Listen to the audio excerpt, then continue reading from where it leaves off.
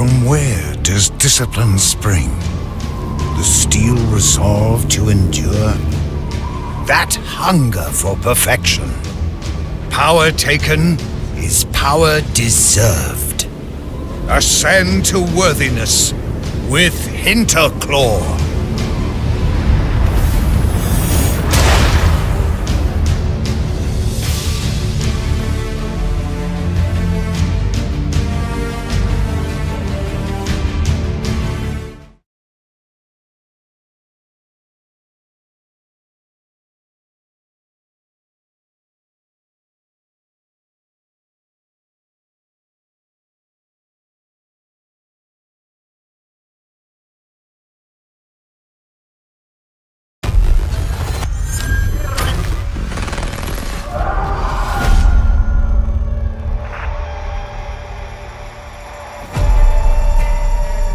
This war was a lie. Years of blood. Just to light the fuse of a secret war, decades in the making.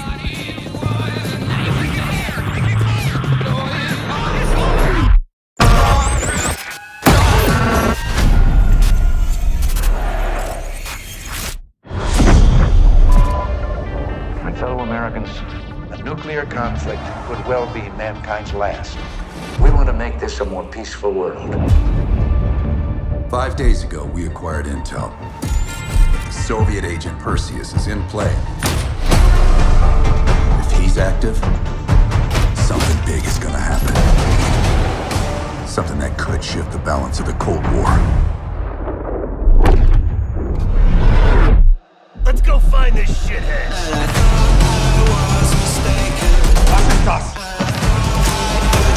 Come on, get in!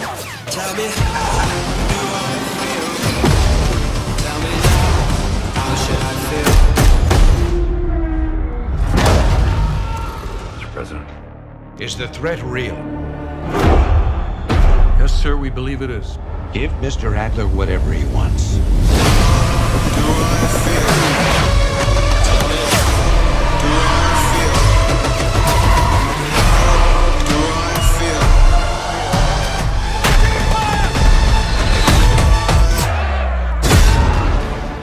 This wasn't part of the plan!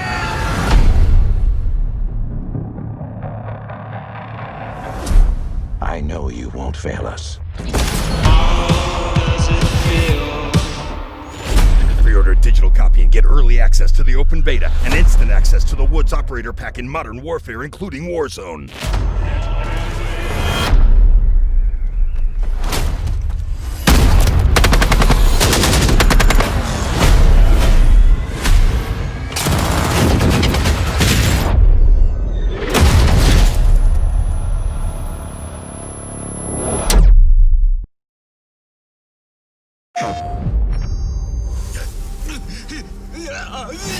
I'm used to coming up from the bottom.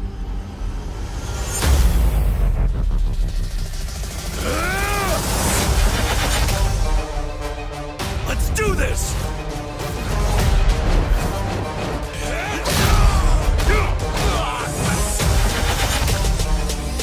Let's get him!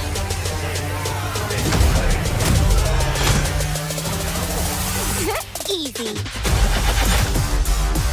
Let's get fancy. Happy birthday!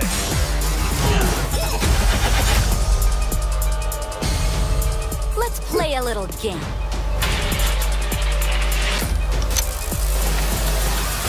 Your turn. Get a load of this!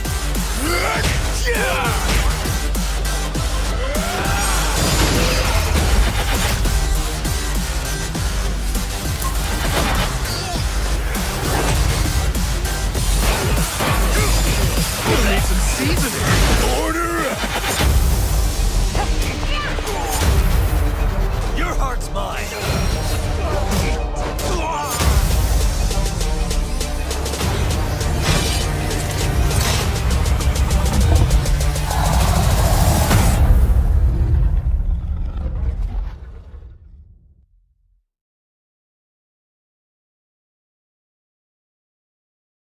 PlayStation.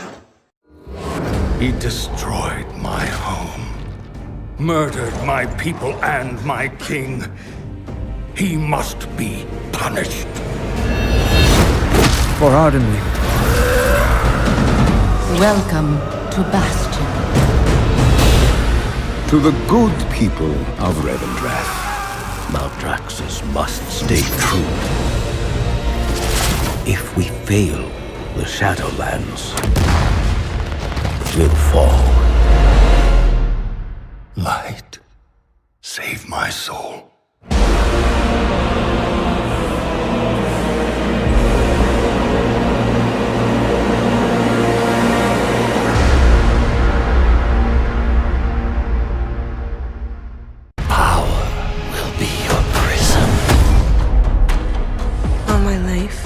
I've been scared of the shadows. Where I am taking these two, there's no coming back.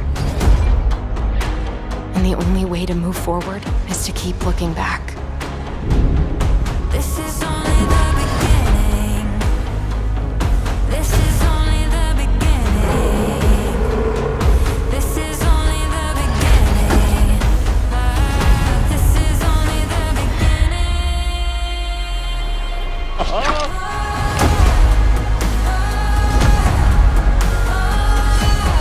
We do not accept defeat.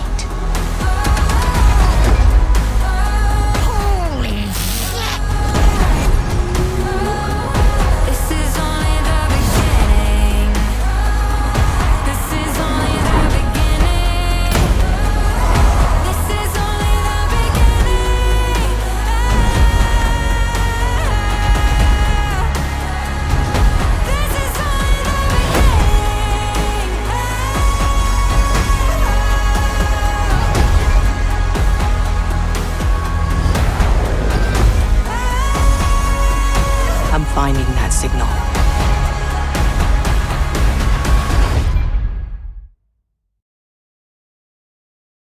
Mafia is back in a huge way for 2020, and the centerpiece has got to be Mafia Definitive Edition, releasing on September 25th of this year. Today, we're here with studio head and creative director Hayden Blackman to take a deep dive into what makes Mafia Definitive Edition so special. Hayden, we're getting close to launch. How are you doing? Pretty good. So I've played a good chunk of the game, and it's incredibly impressive. You're seeing how far it has come since 2002 on your screen, but walk me through, what was the motivation behind returning to the franchise's roots, and what draw you personally to Lost Heaven and Tommy Angelo? Yeah, sure. So really the motivation for doing the Mafia remake and building it from the ground up really came from the team internally. We have a number of veterans from the original Mafia game, some folks that worked on all three Mafia games. And as we were ramping up an original IP internally at Hangar 13, we knew we had some cycles to work on something else. And a number of these folks kind of came out and said, hey, well, why don't we look at remaking the original Mafia? And for me personally, it was really exciting because it was an opportunity for us to, retell this story using everything we've learned, both from a kind of storytelling perspective, but also from a technology perspective, since the original release. And really kind of recreate this experience. And then also have all three Mafia games out at the same time on the same platform. So you could experience the whole trilogy, together in kind of one shot. Yeah, that's such a cool experience. And the city looks gorgeous. The game looks gorgeous. We get a good amount of remasters and remakes these days, but this is specifically Mafia Definitive Edition. From what I've played, it's definitely much more than a simple remaster. But in your eyes, what makes this game the definitive Mafia experience, and why was it important to go beyond just a simple graphical upres? Well, we really wanted to rebuild it from the ground up, partly because we had to. There was no way to take the original game and just upres it and be able to kind of get the graphical fidelity that we need or want, given today's consoles and kind of PC capabilities. So we knew from the outset we were going to have to rebuild everything from the ground up. Once we kind of wrapped our heads around that, then it became, okay, how can we make sure that, we're taking the tone and the feel and the story and the set pieces from the original and really doing them justice and expanding upon them where we could, and making sure that this is the game that the team that worked on the original, really had in their mind's eye, back then and in 2002, and now have the capability to realize. Yeah, it's remarkable seeing these fan favorite characters and locations and missions in the new engine. It's been 18 years. How did you guys go about staying true to that original release while also updating the systems and the gameplay to really fit 2020? To be honest, it was a really difficult balancing act. I think that from our perspective, the best way to approach it was to look at what are the things that were kind of immutable, or the things we knew we didn't want to change about the original. And a lot of it comes back to that spine of the story, who the characters are, the themes and the tone of that original game. Obviously the setting, the time period, all those things were things we knew we could kind of hang everything else on. Those could become the spine of the game. And then beyond that, we made a list of all the things that we wanted to improve, and we wanted to kind of update to modern standards. So driving was one of those things, gunplay was another, and we were able to take everything we learned and all the systems we built for Mafia 3 and apply them to Mafia, the Definitive Edition, in order to bring things up to more modern standards from that perspective. But I really think that it comes back to making sure we're staying true to the tone with everything that we do, and true to the kind of feel and the atmosphere of the original game. Yeah, we're seeing a little of that feel now as Tommy sneaks his way through. And the alligator, we had the alligator. I think that's probably a prop. That I was going to say, is that were all these animals in the original version? Probably not. I think the intent with this, though, because it's an out-of-the-way motel, the intent in the original version is that it did have kind of this more rustic feel. So there probably was some of this in the original. I wouldn't be surprised if, and again, the team does this all the time just because it's kind of fun. It doesn't take anything away, but it helps add some nice touches. But that stuffed alligator, I wouldn't be surprised if that was a prop from Mafia 3 that was kind of snuck in here. You were heavily involved in the development of Mafia 3, obviously. This game's a totally different era, totally different type of Mafia. What were some of the things that you took from that development to build upon for this game? And were there any things that you had to make sure to avoid given the differences in the two time periods? Yeah, so as I mentioned, we did take the driving model and kind of our gunplay model from Mafia 3, but we adapted those for Mafia the Definitive Edition based on the time period. So from a driving model perspective, for example, we made a lot of adjustments to make sure that the cars feel like cars from the 1930s, from this kind of Prohibition era America. So that was one example. And then from a gunplay standpoint, that again was another balancing act for us, because we wanted to capture the sense that Tommy is a cab driver that kind of falls in with the mob, and over time does get better at kind of using his weapon, but that's really driven by the player getting better. That's in sharp contrast to Lincoln Clay from Mafia 3, who's a trained soldier, and so just from the outset there's a very different vibe with combat. We wanted to make combat feel a little bit more lethal. In Mafia the Definitive Edition, we wanted to make sure that you were thinking about when you were using cover, when you're reloading, when you're blind firing. But at the same time, again, it's a balancing act, because we still want to make headshots really fun. We still want to make sure that you can progress through the game and experience the story. We want to make sure that gunplay is satisfying. And then I mean, one of the things I was super happy with from Mafia 3 were all the kind of death animations and the variety that we were able to get there. There's just something about when you get that headshot, the guy just kind of falling to his knees. So we were able to take a lot of those learnings and apply them here too. So, and you still have those very vicious finishing moves. Tommy he may not be a soldier, but he still gets a little wild when it comes to that. He does have a little bit of an edge to him. And again, that was one of the big learnings from Mafia 3. Those finishing moves are fun, and they're a great payoff, for that kind of melee encounter. So we wanted to make sure we brought those back too. Absolutely, yeah. So speaking of Tommy Angelo, you mentioned he's this cab driver. He gets quickly involved with the Mafia, the Salieri family. Things kind of spiral from there. To you, what makes Tommy a great mobster, and why is his tale so relatable and compelling? So I think it all starts with him being, hopefully a compelling character. And for me, one of the things that drew me into the story originally was the opening of the game, which, again, this isn't really giving anything away, but when you first meet Tommy, he's actually waiting in a diner for a detective, and you realize that he's going to basically try and make a deal with this detective to essentially sell out the mob in order to protect his family. And I think, that desire to protect your family, protect your loved ones is something that most people can relate to. It's a very primal goal. But, Tommy's torn about it because he knows what it means in terms of kind of betraying the mob. So I think from the outset, again, he's a relatable character. You can kind of understand him. Here, we can kind of see a moment of Tommy talking with Norman. And then from there, we kind of flash back and you see Tommy kind of almost falling in with the mob by accident. And he gets kind of enticed by the mob and he gets drawn in by, kind of these two guys that become his best friends, and by Salieri, the crime boss, who is more like a paternal figure, at least initially, than your traditional, I'm going to crack everybody's skulls with a baseball bat mob boss. So, which I think, again, is kind of relatable. We all want to kind of live that good life, and it would be fun to hang out with your friends and, play around on the edges of kind of the law. But Tommy realizes, as things progress, that there is a dark side to this, and that, he may be in over his head, which I also think is relatable and is a compelling story.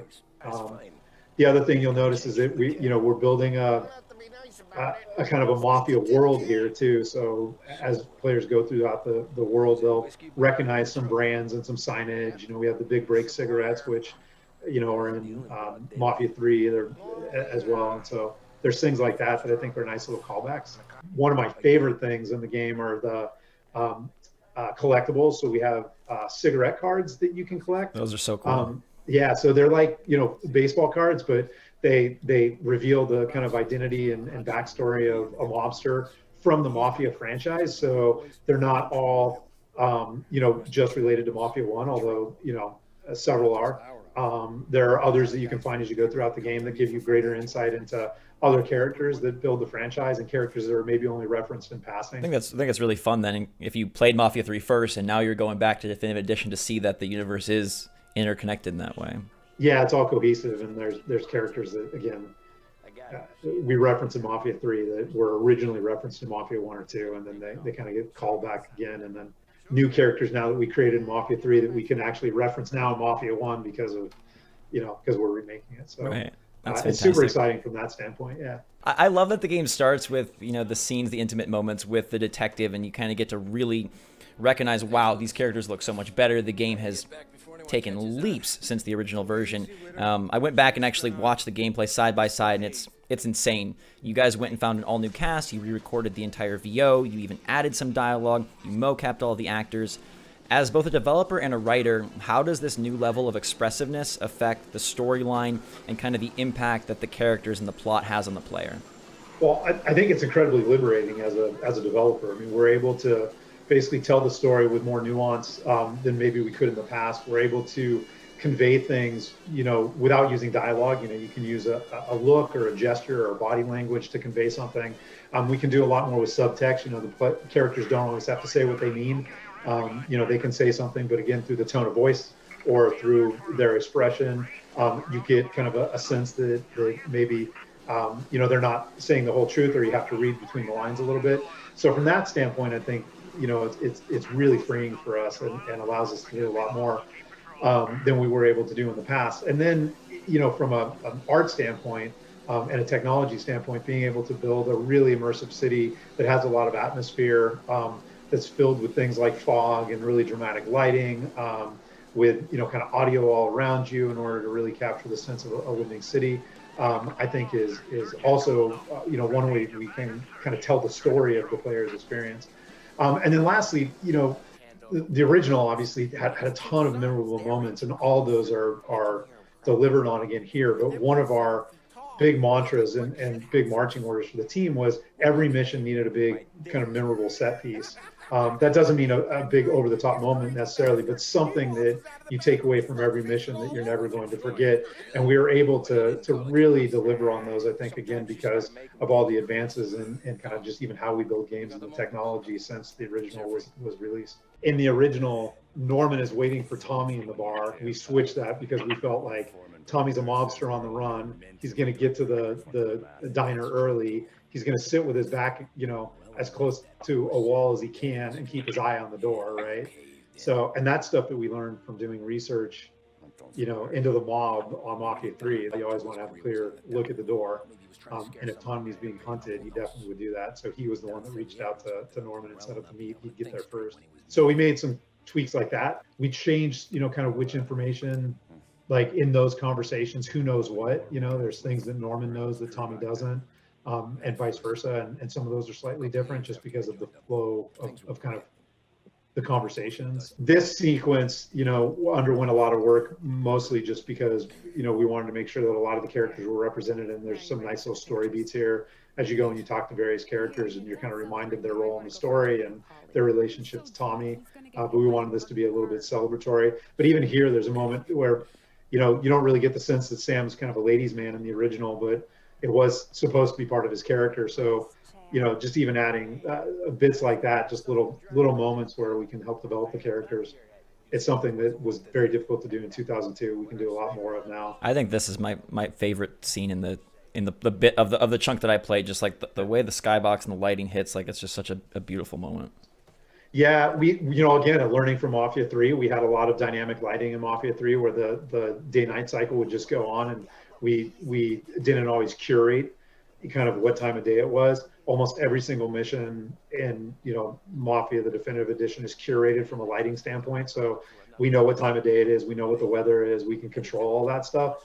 And I think again that just leads to a greater sense of atmosphere. It allows us to really control the pace and the emotion of the game, and tell the story that we want to tell, and make sure that it looks as good as it can possibly look. Yeah, it really is like how you imagined the game being in your head. Now here it is right on your screen, which is fantastic. And it's fantastic to see this all come together. You guys are taking a beloved game, beloved characters, trying to pay tribute, but also elevating things.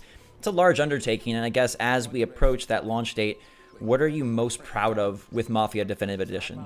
Well, so first I would say it's not, from my perspective, it wasn't just a large undertaking. It was also one that had a lot of responsibility attached to it. There was a sense of responsibility that we had to the members of the original team that are still members of Hangar 13, to make sure that we were allowing them to do this justice, but also to the fans, right? I mean, the fans of the Mafia franchise are very passionate. They're very vocal, and we appreciate that, and we know that we're taking this beloved game and we're remaking it. We want to make sure that we do it justice. So that I think was kind of top of mind for us all along. In terms of where I'm most proud, I'm extremely proud that the team was able to finish the game in the midst of a global pandemic. We moved to a work from home structure back in March, and at that time we didn't have most of our facial animation in the game. There were missions that were still incomplete. There were set pieces that were still being worked on. There were chunks of the city that hadn't been arted up yet. There were huge swaths of sound that hadn't been added. The cinematics hadn't been scored yet. I mean, there was just a tremendous amount of work. The localization, all the translations hadn't been done. Just a huge amount of work that had to be done between March and where we're at today. And despite most of the team working from home and dealing with all the challenges of working from home during a pandemic and juggling family commitments and work, the team really came through, and I'm amazed every day by what they were able to accomplish. And then the fact that we were able to stay true to the, I believe, the tone and the themes of the original game. I think that really comes through. So I'm proud of that, and I'm proud of all the little touches and details we've been able to add. I think that there's more to Polly as a character in the definitive edition than maybe came through in the original, and I'm proud of that. There's more to Sarah as a character than maybe came through in the original. There's a little bit more nuance to the war between the Salieri crime family and the Morello crime family. And again, a lot of that is because we're able to tell the story with more detail and more nuance than they were, back in 2002. And then the team's ability to focus on the big picture, things like vistas and making sure that the city feels alive when you take a step back, all the way down to the smallest details, like how many stars are on, an American flag at this time period, is truly remarkable. And I'm amazed by that, every day too. Yeah, it's an incredible achievement, and I love that you guys were able to check all the boxes and then add even more flourishes, and it is remarkable given the situation and the year. So kudos to you and the team. Thank you so much for your time today, Hayden. And we are all looking forward to Mafia Definitive Edition hitting store shelves on September 25th. Well, yeah, thank you so much. Thanks for taking the time. And there you have it, guys and girls. Tommy's Tale is shaping up to be an amazing adventure. So thanks so much for watching. Make sure to like and subscribe to stay up to date on the latest and greatest from the Mafia franchise. And until next time, we'll see you later. So what's the plan? Time to take control of our world.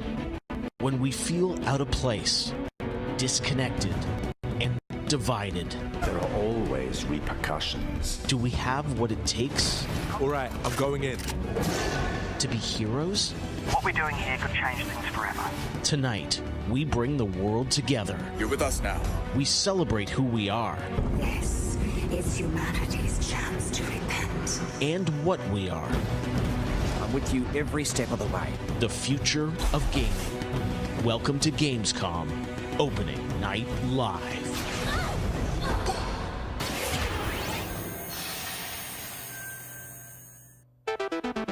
Hello, everyone. I'm Jeff Keighley, and welcome to Gamescom Opening Night Live 2020. Now, this year, Gamescom is, of course, a little different than normal, and I hope all of you and your families are safe and healthy at home. In 2020, games have comforted and connected us more than ever. And with the launch of PlayStation 5 and Xbox Series X later this year, games are only going to get better. Well, all summer, I was hopeful we could get to this very moment, a big live showcase filled with more than 35 games to kick off Gamescom 2020. Tonight, you'll get a first look at Fall Guys Season 2 and an extended gameplay demo of Ratchet & Clank Rift Apart for PlayStation 5. Plus, we might have a couple surprises along the way, too. But before we start, I want to acknowledge and thank all the game developers, marketers, and publishers who have worked under challenging circumstances to keep us entertained. This show is nothing without them or my production team, and doing a show at this scale safely is not easy, especially when all of you at home have some pretty insane expectations. I hope tonight reminds you why you love to play games. And with that, we're going to move on to our first game with a game that was just announced yesterday, Call of Duty Black Ops Cold War. And joining me is Dan Vondrak from Raven to tell us about the game and give you an exclusive sneak peek. Dan, how you doing? Good, Jeff. Thanks for having me here. This has been a dream project for us to work on from nearly the beginning of development. We knew Black Ops Cold War was going to be a direct sequel to Black Ops 1, and we loved the idea of returning to the pillars that built the Black Ops franchise: deniable operations, conspiracy grounded in history, and that shadowy world of paranoia. And we get to mix all those together, drop the player into the 1980s at the height of the Cold War, and it's really something that we know would feel relevant to today and also uniquely Black Ops. Well, you start playing with Black Ops, everyone wants to know characters. We saw yesterday in the reveal trailers, some familiar faces. So, Woods, Mason, break it down. How does this fit into the Black Ops canon? You said it's a direct sequel, so are we going to see a lot of familiar faces? Yeah, part of the fun in making this game was bringing back the iconic characters like Woods and Hudson and Mason and seeing how all those personalities mix with some of the new characters. So the campaign takes place in 1981, and we love that we've been able to have so many connections to the original Black Ops and really be that direct sequel to the game. Now, one thing that I'm really excited about this is you're pushing the storytelling in kind of a new direction with some branches and some options about how you play through the campaign. Can you maybe walk us through your thinking there? Yeah, one of the driving forces from early in development was to say, let's take this Black Ops thrill ride and infuse it with some player choice and some player freedom, anything we can do to give the player a little more ownership over their experience. So that starts with allowing the player to create their own character for the Cold War campaign. They can name them and pick a military background and really pretend they are that Black Ops soldier that they want to be. From there, we wanted to take some of our missions and infuse optional objectives, multiple paths, and some player choice moments inside some of those missions. And it was fun to find that balance between the hard-driving Call of Duty action and these more non-linear experiences inside some of the missions. So with choice comes the player wanting to feel that impact. So some of those choices earlier in the game and some towards the end will actually shape the ending of the narrative of the campaign. All right, so multiple endings to this game. Yeah, absolutely, absolutely. That was one of the big things for us. It's like we love that Black Ops has always been willing to take risks, and we all know they did some of this in Black Ops 2. And with our story and with these features, we loved playing homage to those early Black Ops games. Oh, yeah, I remember the numbers. All right. Well, Dan, we are excited to see more of it. I know multiplayer reveal is coming in September, but since you got a switch there, maybe you could flip the switch on something exclusive for us. Right? What are you going to show us? Yeah, absolutely. This is really exciting because this will be the first time we've done this outside the walls of the development studio. This is a scene from earlier in the game, and it's a critical point that really shows the narrative of the world, shows this threat that our heroes are going to be battling. So let's take a look.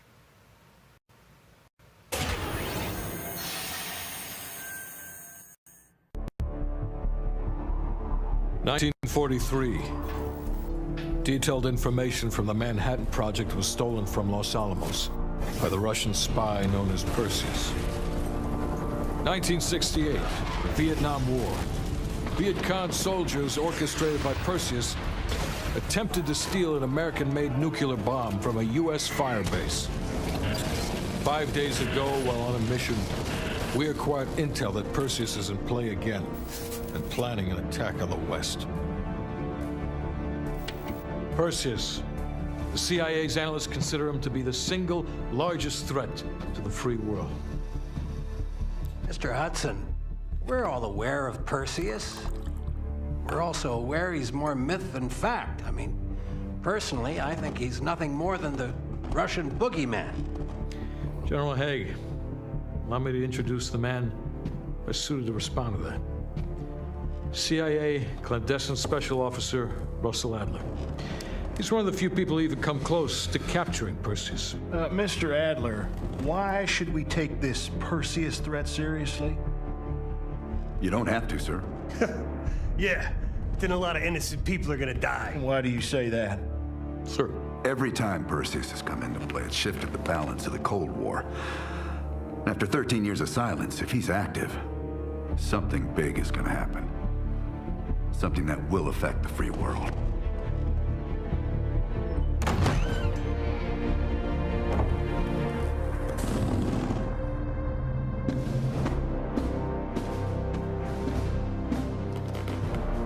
President. Sir. Mr. President.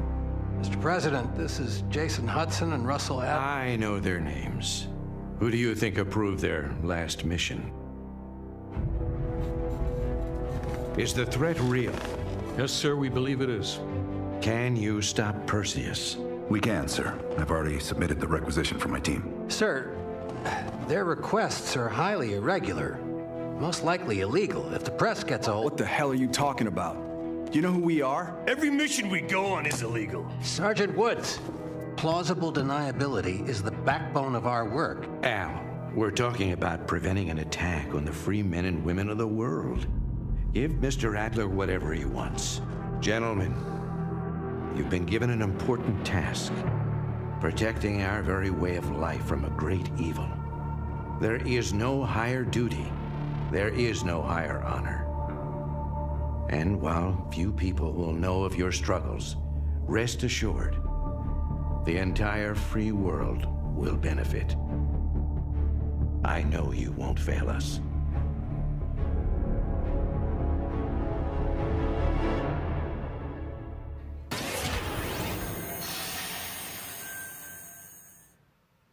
Tonight we have some new game announcements for you guys as well, including this one, a new next-gen narrative action-adventure game from Reflector Entertainment in Montreal. It's called Unknown 9. The game tells the story of Haruna, a woman raised on the streets of India and haunted by visions of her own death. Haruna struggles to understand her mysterious innate abilities to manipulate the unseen. Check out this first look.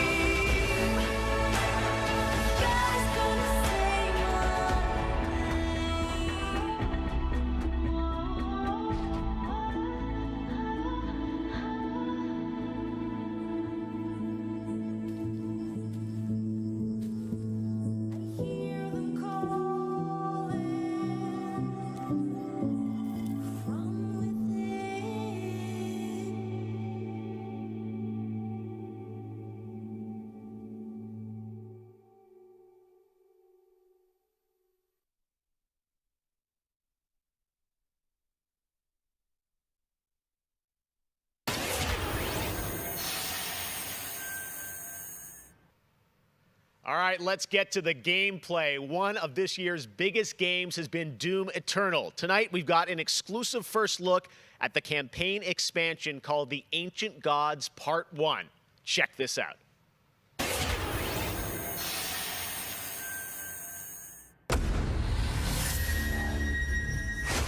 have been allies for some time now. I knew who you were the moment you set foot in the room. Your gifts belong to us now.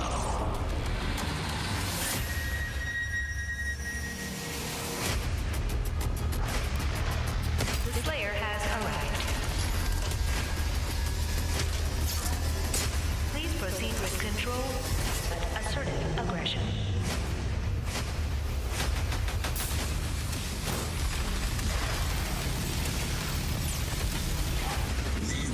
Resurrect the only ones who can save this world.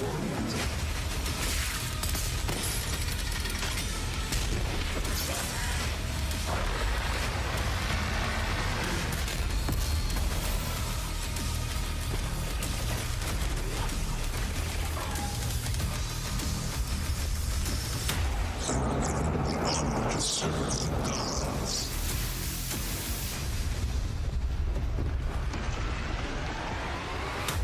Yet again.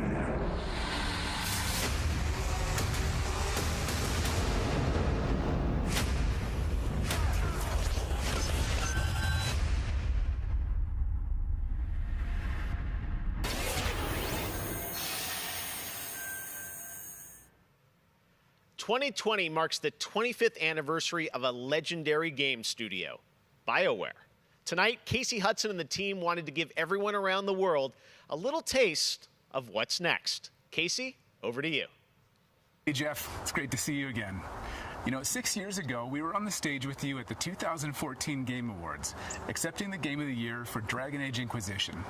And since then, we've been imagining new ways to use next-generation technology to bring the world and characters of Dragon Age to life. We're still in early production, but we thought it was time to give you the very first look at how BioWare's passionate team of developers are crafting this very special game.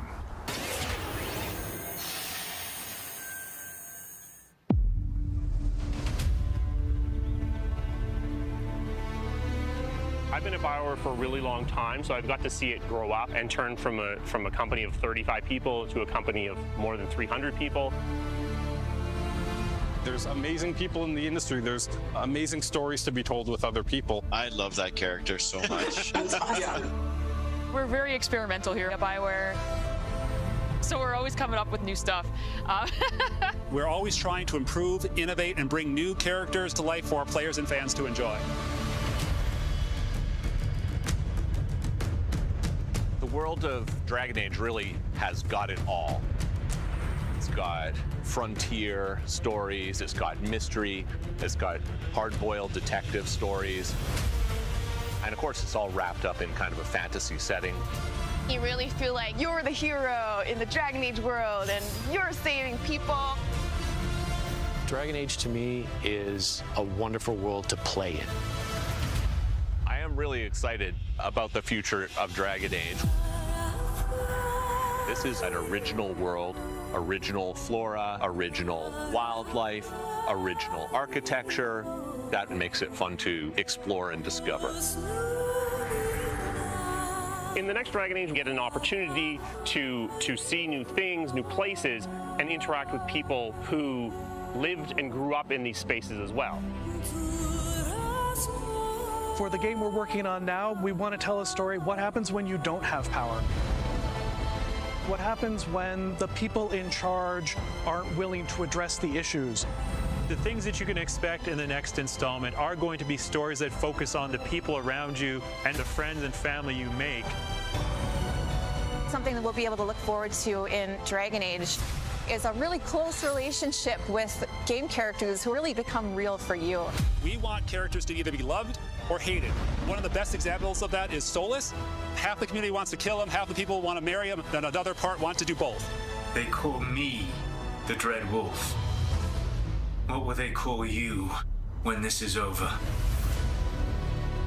and EA has been one of the forerunners in using motion matching technology, and that makes it way more realistic when you're looking at the characters and the way they walk and move and interact in the world. Players want that suspension of disbelief that this wonderful collection of digital pixels is actually a living, breathing soul. No, it's okay. That's the good kind of rumble. I actually design bosses. I help with the creature design team as well. So I do all of the big threats that you have to go up against. Nobody dies on my watch. For the Wardens! Choice is a big part of what Dragon Age is as a franchise. The decisions you make can affect change in the world. Decision making can mean that a party member lives or a party member dies. And it means owning your outcome and reactivity to the choices that you do make. I just love the possibilities that Dragon Age offers us, and I'm excited to explore a lot more of them. To me, that potential is what gets you up in the morning. It's a fantastic opportunity every time.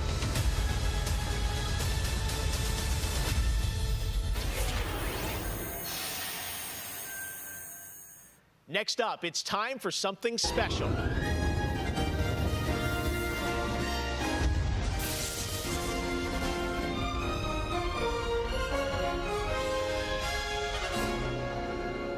Great Scott! I think there's been a serious miscalculation.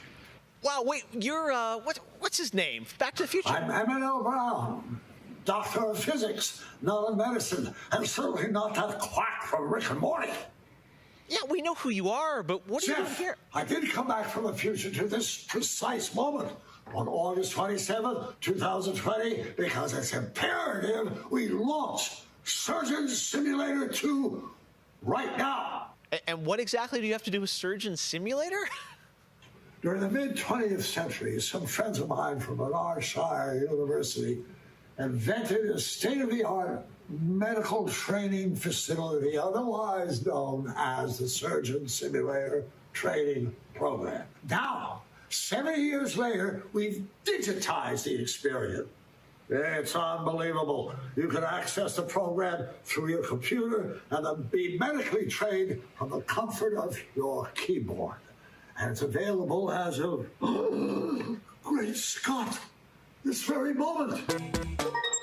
Tonight, I want to world premiere a few examples of some of the incredibly successful test subjects who have already completed the course. So you're saying a world premiere will save our future? Only time will tell. And speaking of time, I'm off to another world premiere, Avengers 26, The Return of the Son of Thanos, opening 2077. And with that, I leave the fate of the human race in your hands. Just make sure you play Surgeon Simulator 2. Now, doctor's orders.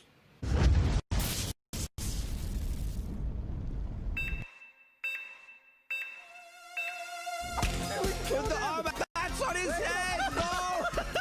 Let me give him a little pat on the head. Where does this part go? There, we got it. He looks good as new. Now grab the good arm and bring it in here. We're dying. He's dying. Oh no! No, that's not right. My finger slipped. It's the Jesus Christ! Put it back. Oh, it just it's alive. He's flying. He's perfect. We saved him.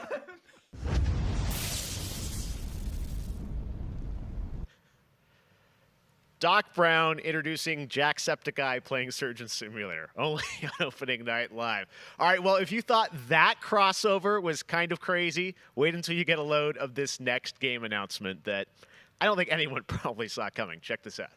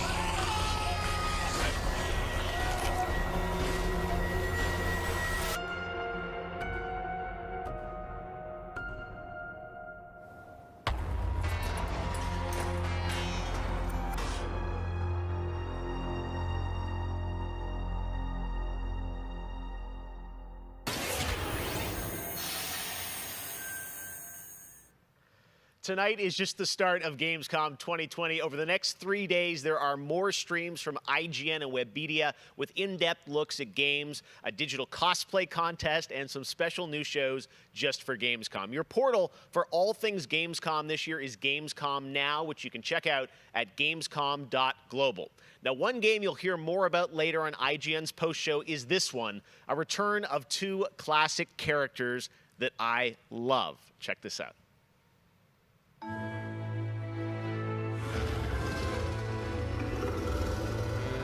In a world gone strange,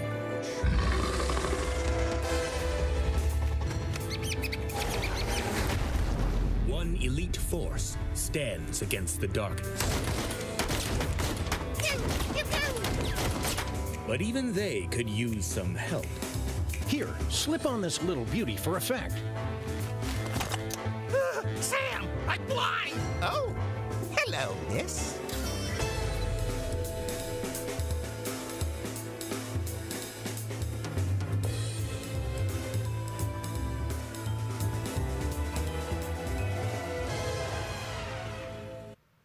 The return of Sam and Max. Yes. All right. And now it's time to say hello to my wonderful co-host for ONL from IGN. Please say hello to Sydney Goodman.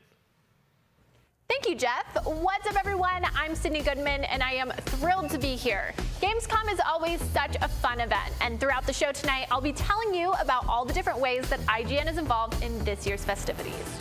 But first, I have an award to announce. The winner of Best Nintendo Switch Game is Little Nightmares 2. Huge congratulations. Like I said, IGN is going to be here for all of Gamescom with great shows such as the Gamescom Studio, where you can find me and my co-hosts for all day long games content, interviews, dev talks, and more. Plus, we have Gamescom Awesome Indies, the show with and for indie developers. That premieres Saturday, August 29th at 7 p.m. Central European Time, so be sure to tune in for more announcements and special guests. And now, let's go back to Jeff for our next big world premiere. Awesome. Thank you so much, Sid. We are so excited to see what's in the Gamescom studio and also Awesome Indies, and I'm going to be on the Daily Show tomorrow, so looking forward to that. All right, well, on to our next game. In the next World of Warcraft expansion, players will journey beyond the mortal world of Azeroth to a place where no living soul has set foot before. The Shadowlands, the afterlife of an entire Warcraft universe. The infinite realms of the Shadowlands are watched over by different factions, known as covenants, each holding dominion over a different aspect of the afterlife. And depending on how someone lived their mortal life, they may end up as part of one of these covenants when they cross over into the Shadowlands. Today, we're excited to give you a closer look at the noble and pure Kyrian Covenant from the realm of Bastion, who are charged with carrying the souls of the dead into the beyond. So sit back and get ready for the world premiere of Bastion, the first in Blizzard Entertainment's new 4-part series of animated shorts called Afterlives. Enjoy.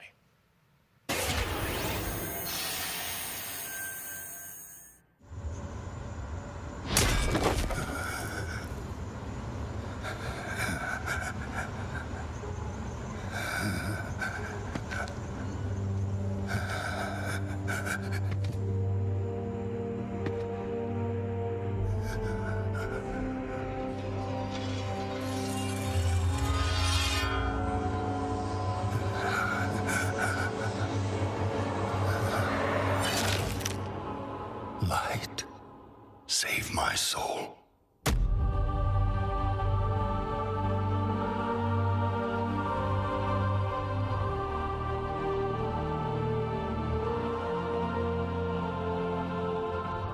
Uther. Where am I? Welcome to Bastion. You led a truly selfless life, and for that, you have been chosen. Chosen?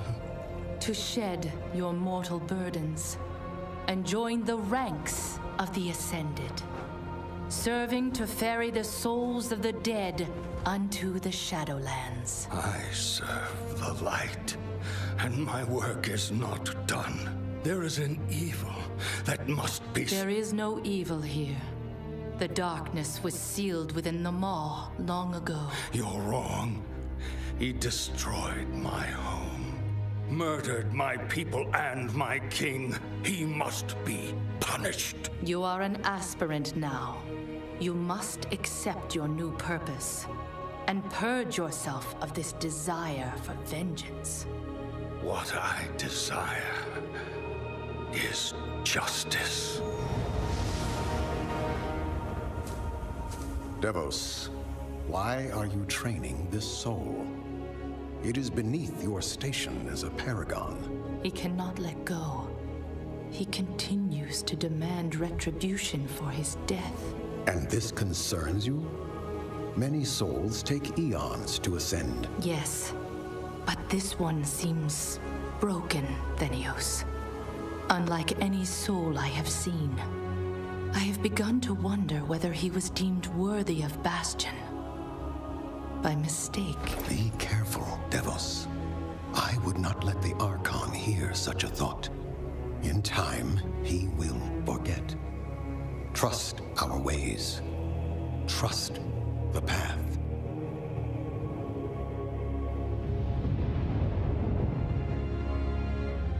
Devos, how long must we train? Until you are ready to ascend. And what is keeping me from ascension? Nothing but the memory of your mortal life. How can I forget when I can still feel his blade? Your soul is wounded? Who did this to you? He was my student. He betrayed us all. Show me.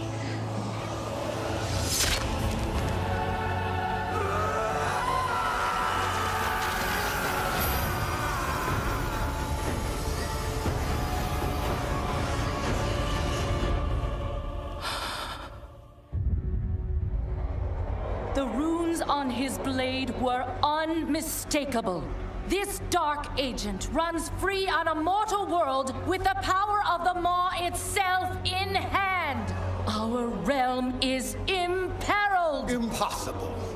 The Maw is inescapable. You must return to the path. If he had purged his life, we never would have known of this calamity. The path is flawed. Enough! The order of the Shadowlands depends on the execution of our eternal charge. You will abandon this course. As you command, my Archon.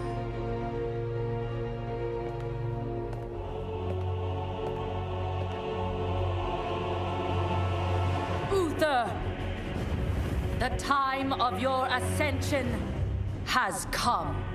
I thought I was not ready. Do you wish to see him punished? I do. Then prepare yourself.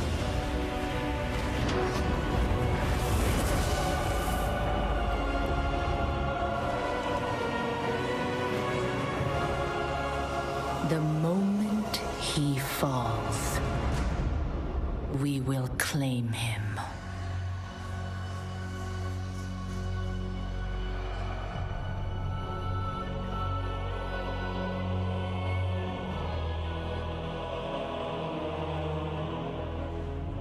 I see. Only darkness before me.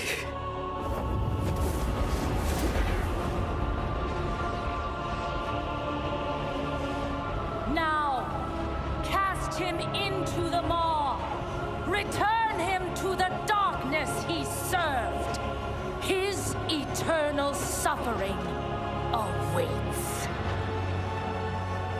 He was my student. Remember what he did and take your vengeance. Not vengeance. Justice.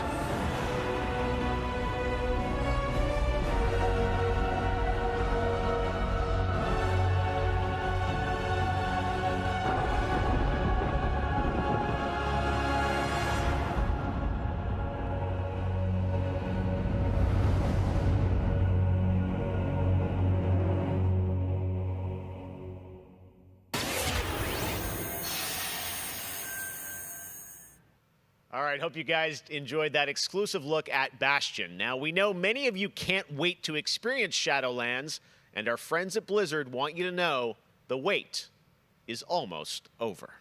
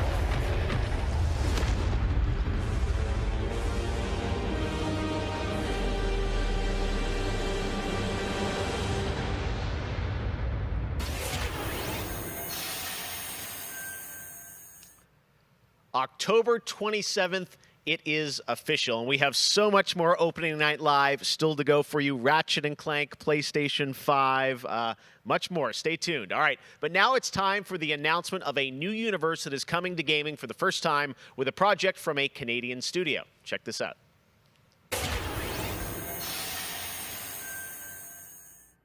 They have returned.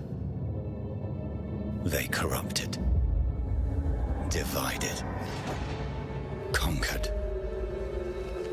until finally, the gates of the celestial realm were thrown open.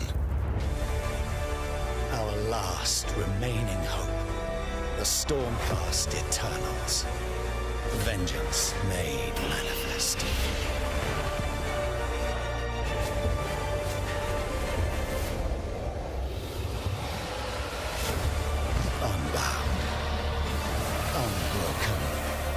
We will take back what the dead have ravaged.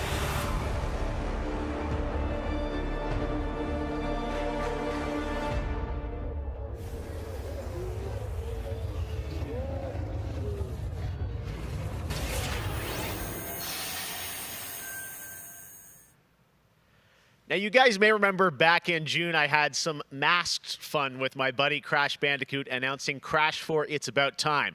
With the game coming in October, Crash, of course, had to come back for Opening Night Live. So let's bring him out, everybody. Crash Bandicoot. What? He's where?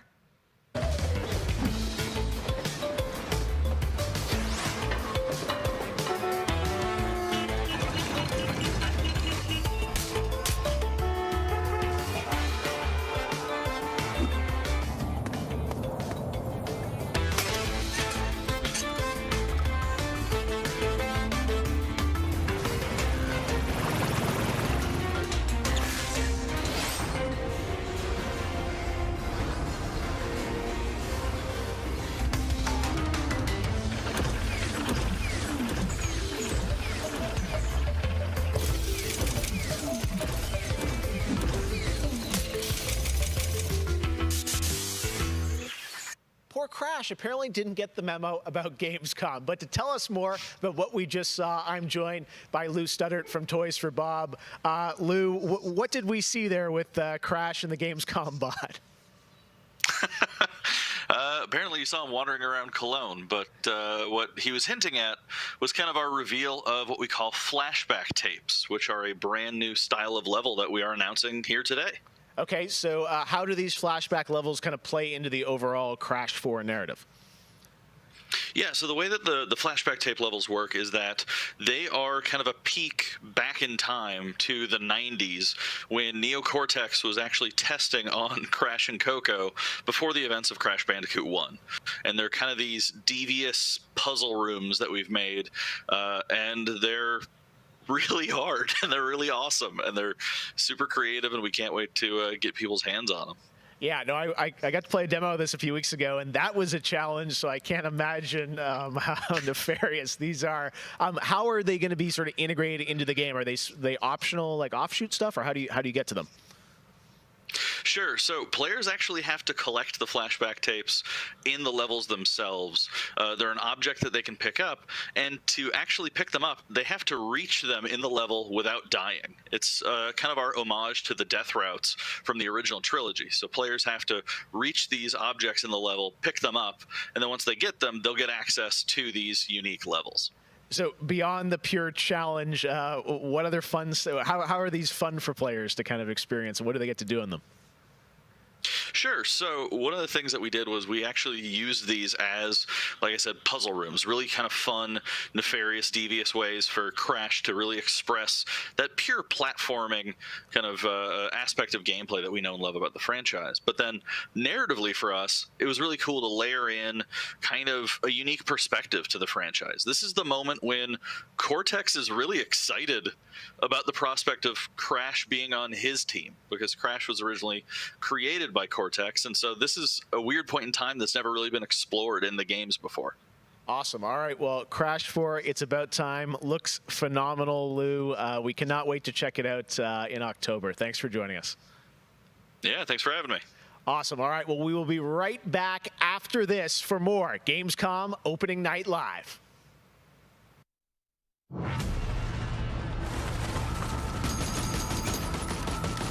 I have become terror. The unseen predator. A rupture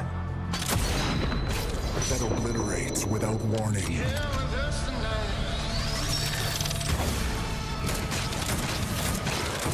Alone, the hordes of Enoch will fall before me. But together, this entire planet will fear us. The anomaly alters us, each in our own ways, yet we are drawn down the same road, into the dark heart of creation. 'Cause I feel the way you feel. Yeah, I kill the way you kill. We will find the source, whatever it holds, whatever it takes.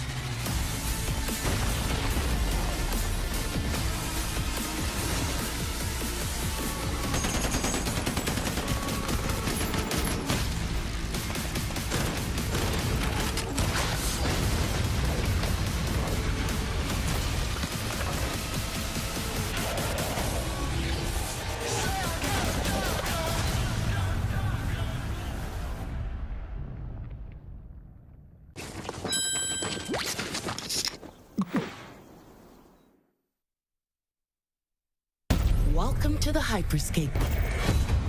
Enter a contender. Yes, ikuzo. Leave as a champion.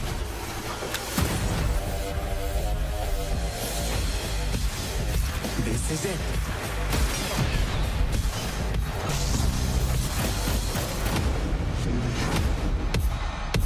Time to party!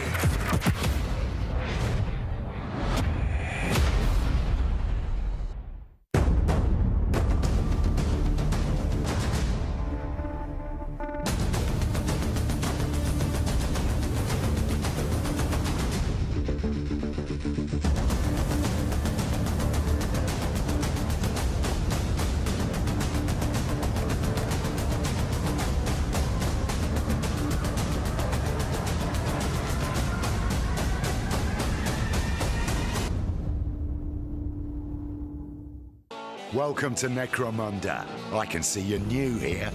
Let me get you up to speed. The Underhive's named well. A sprawl of humanity suffering away like ants. Deep underground where we ain't causing trouble but are rich boys and girls, no matter how loud we are. And do we ever make some noise? Every Orlok says they could shoot the tail off a lashworm and they'd splash your head from 20 paces for saying they couldn't. I don't want to say immortal, but when their armor, blood, skin, and will are of iron, it's a potent combo.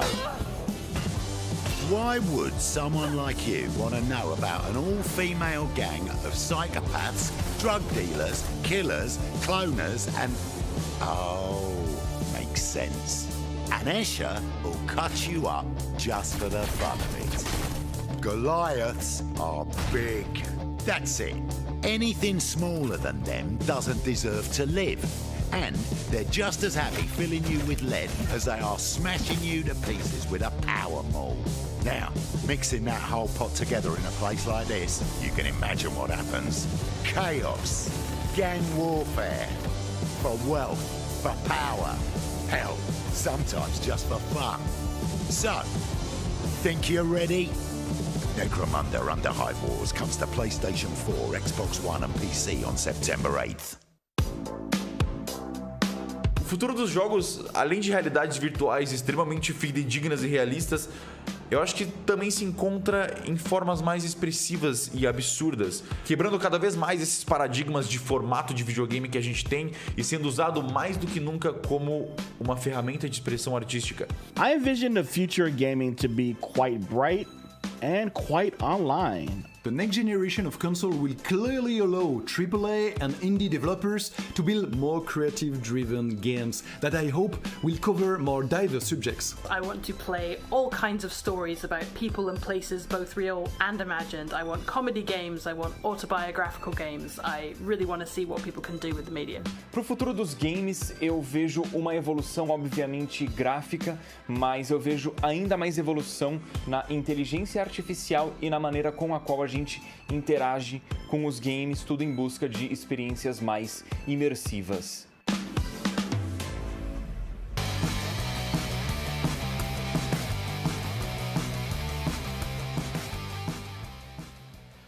You know, one of the things I love about opening night is that we can show you the biggest games in the industry and also smaller titles that should be on your radar. So pay attention to this next game. It comes from a team of two in Sweden, Tuxedo Labs. Over the past 3 years, developer Dennis Gustafsson has built his own game engine to realize his vision for a fully destructible game world. What he's building has absolutely blown me away, so I asked Dennis to prepare a special trailer just for tonight. I hope you're equally inspired by the ideas in this next game. Definitely one to watch. Teardown.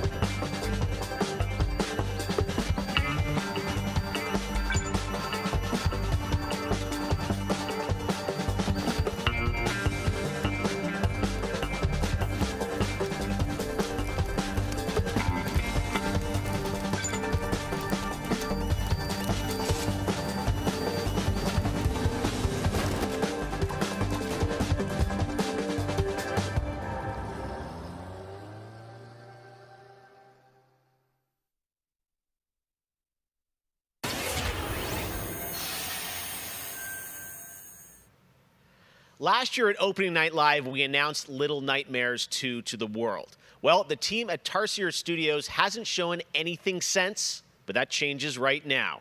Here is a first look at the gameplay of Little Nightmares 2, which is coming next February, with more to come throughout the week at Gamescom, including a live demo on Gamescom Studio tomorrow.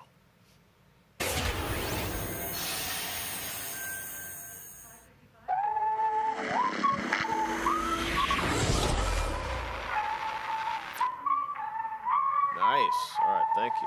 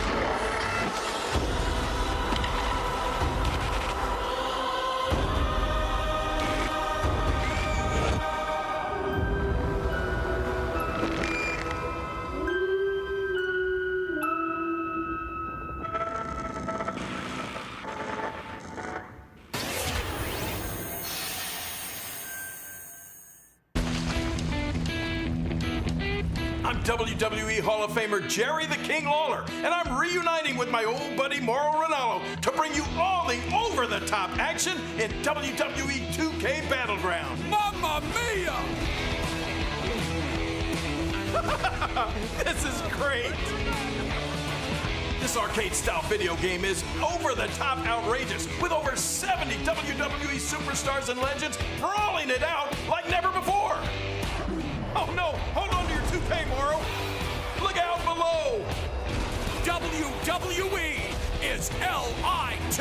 You know, I'm a little more old school than Mauro, so I can't wait to see these WWE legends teach these kids a thing or two. And you know what? Here's a closer look at the insane action. It's a great evening for WWE action. Oh, wow! Take that, Mauro! Man, it's so good to see the Bella Twins at their best. And now, let's keep this party rolling with another matchup. Oh, look out, Mauro! The Undertaker has risen, and Finn Balor is about to be taken for his last ride. Mamma mia, what a move! Finish him! Oh, no! He just hit the snooze button! How do you lose like that? What's the matter with you legends? This is just an example of the pandemonium that you're going to experience when you head to the battlegrounds. Whew, that's a big toy hammer. Oh, I can't believe my eyes! Seth Rollins delivers the stomp! What a night. What a night! This is the greatest thing I've ever seen! Pre-order WWE 2K Battlegrounds today and brawl without limits. Mamma mia! Oh, sorry, Mauro, I know that's your line. Hello again. I have even more awards to announce, so let's get right down to it. The winner of Best Action Adventure Game is Watch Dogs Legion. The city needs a resistance. And it starts with you. What do you say?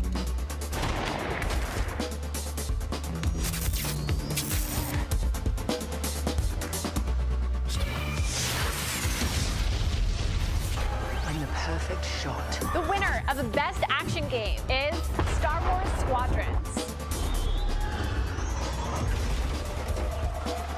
Think you can escape?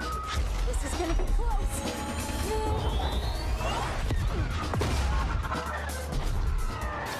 The winner of Best Multiplayer Game is Operation Tango.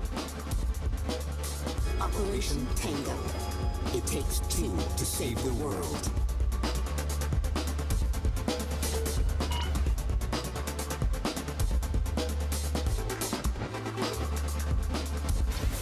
I used to be an explorer. The winner of Best Indie Game is Curious Expedition 2.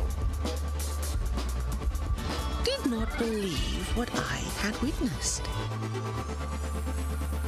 It was time for the world to learn my name. Congratulations to all the winners. As I mentioned, IGN will be here for all of Gamescom with great shows and new ways for you to get all your gaming news. Check it out. Gamescom 2020 is the heart of gaming, and you can keep to the beat right here on IGN. We've turned the single biggest show in gaming into 5. Gamescom Now is your virtual show floor with up-to-the-second live coverage. Gamescom Daily Show, Gamescom's first ever late-night talk show. Our Gamescom Awesome Indies Show, the freshest deep cuts in indie gaming. And finally, the Gamescom Best of Show, including the Gamescom Award. Gamescom 2020 is available on IGN and wherever you stream Gamescom Now. And now it is time to talk about that Best Action Game winner, Star Wars Squadrons. This is a new immersive space combat game from Motive Studios that delivers the ultimate Star Wars pilot fantasy. We've missed those. In Squadrons, you'll suit up and fly for both the New Republic and the Galactic Empire across intense 5v5 multiplayer battles, as well as an all-new, authentic single-player story set after the events of Star Wars Episode 6, Return of the Jedi. Today, we'll get a glimpse at what Squadron's story has to offer by taking a brief look at one of the single-player missions featuring some light narration by the Motive team. Let's check it out.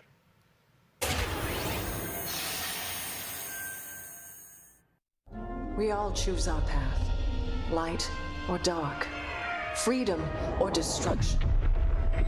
The Empire chose to destroy Alderaan in order to spread fear and douse the fires of rebellion. But the heroic pilots of the Rebel Alliance have chosen to keep fighting to show the Empire that we are not afraid. It was their bravery that ended Palpatine's reign and brought about our new republic.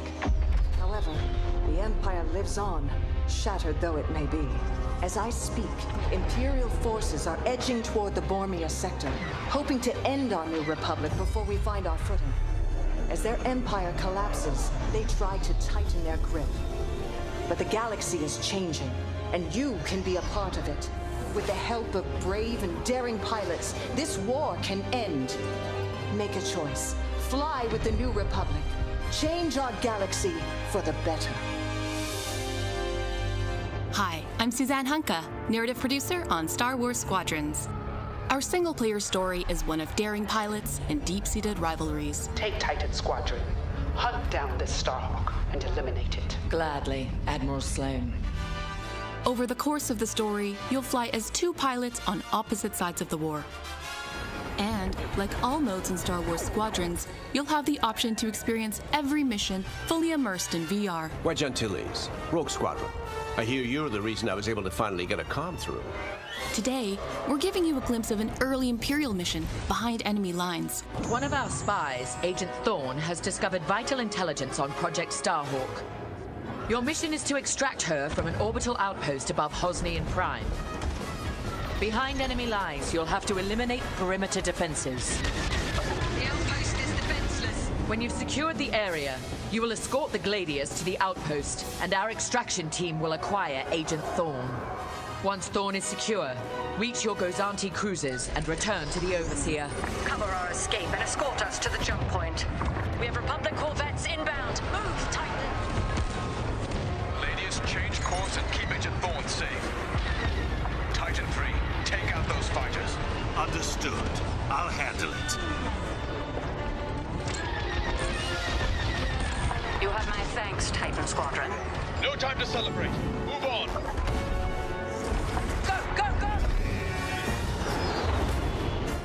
Each mission will immerse you into the escalating conflict between the New Republic and a shattered empire.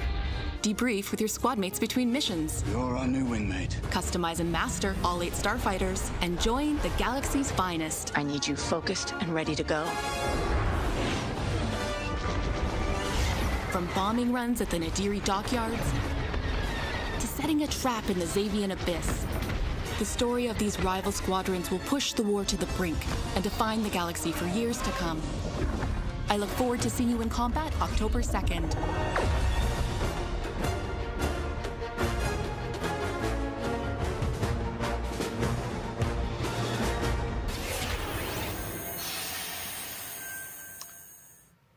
That is not all EA has to share from a galaxy far, far away today. At Star Wars Galaxy Edge, you can enter the world of Batuu, where you can visit Oga's Cantina or jump into the Millennium Falcon on a run to Smuggler's Cove. It was this incredible adventure at Disneyland Resort and Walt Disney World Resort that inspired The Sims' latest game pack. Check this out.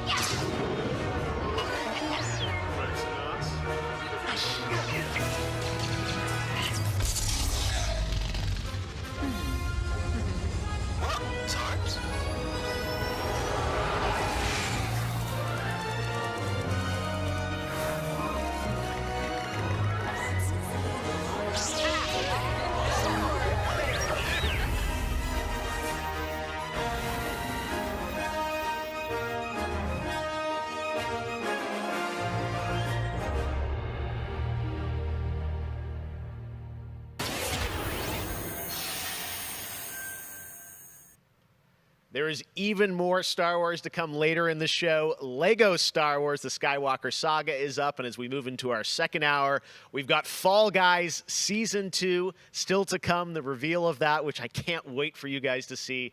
And of course, a gameplay demo of Ratchet & Clank Rift Apart for PlayStation 5. But right now, you might remember this next game from Annapurna Interactive from last year's Microsoft E3 event. And today, I'm excited to share a new announcement from the team. This interactive thriller about a man stuck in a time loop is one of this year's most intriguing indie titles, and now they've added an absolutely all-star cast to the game.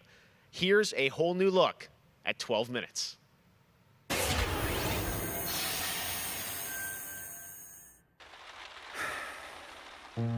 All right, close your eyes. I want you to think of a flower.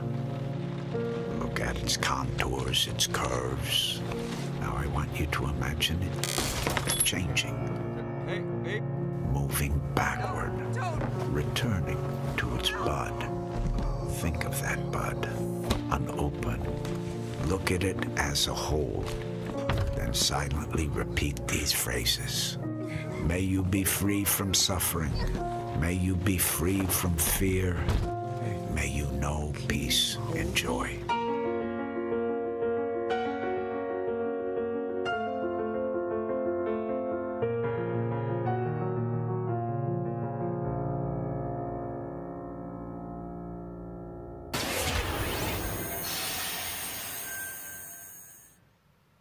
That's going to be a really special indie game. So glad to announce that here on the show.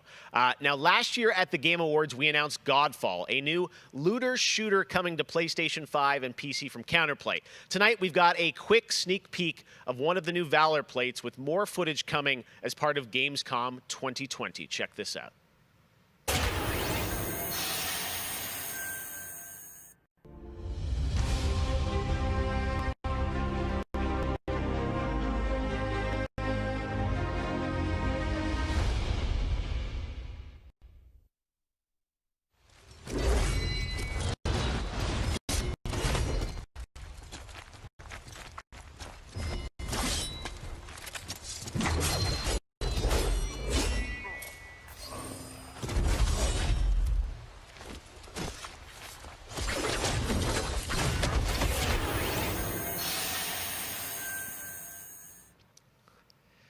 We have much more O&L to come. Exclusive looks at Lego Star Wars, the Skywalker Saga, Fall Guys Season 2. Wait until you see what the Mediatonic guys are up to, and so much more. But first, I'm sure you saw that earlier this week, Heart of Deimos, Warframe's newest expansion, was released on PC, Xbox, and PS4. And today, it's also on Switch, all platforms. Here's a look at the Heart of Deimos. Expand, explore, tear the veil asunder, subvert new territory to our sovereign will. But that was what it wanted too. It raged unchecked through metal, bone, flesh. Life. We are infested with it.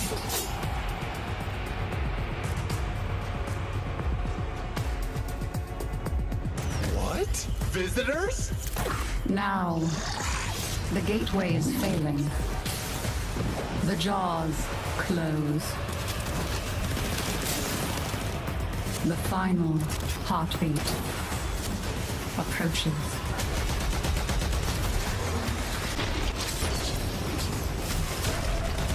We tried turning it off and on again. But before we fall, we shall scream. There is one who will hear the heart of Deimos.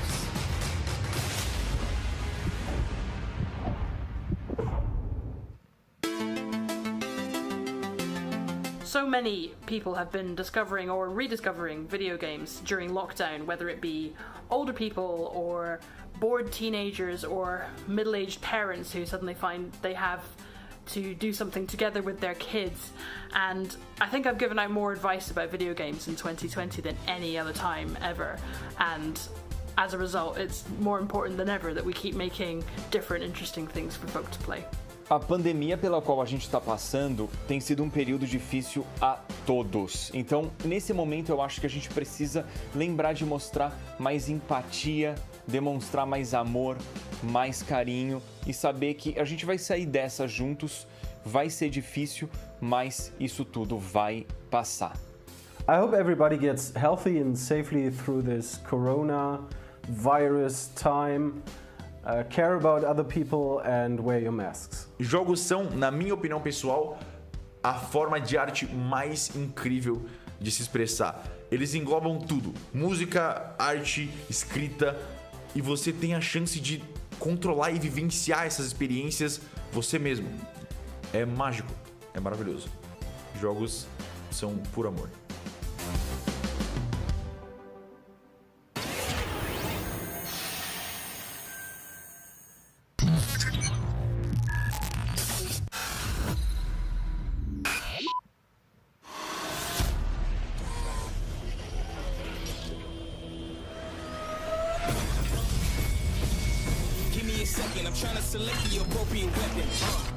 Watch where you stepping, them snakes all around, you know they connected.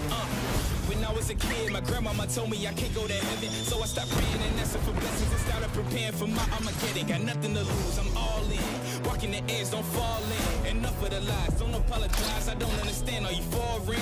This is the place, this is the site. Grab all your people and log in. I'm waiting, don't care how long it's gonna take. Watching and waiting for that first mistake. Don't come up missing, just checking the list. I'm always aware of your current position. I just hold on to the perfect condition. Coming alive. Heat of the night. Now is the time.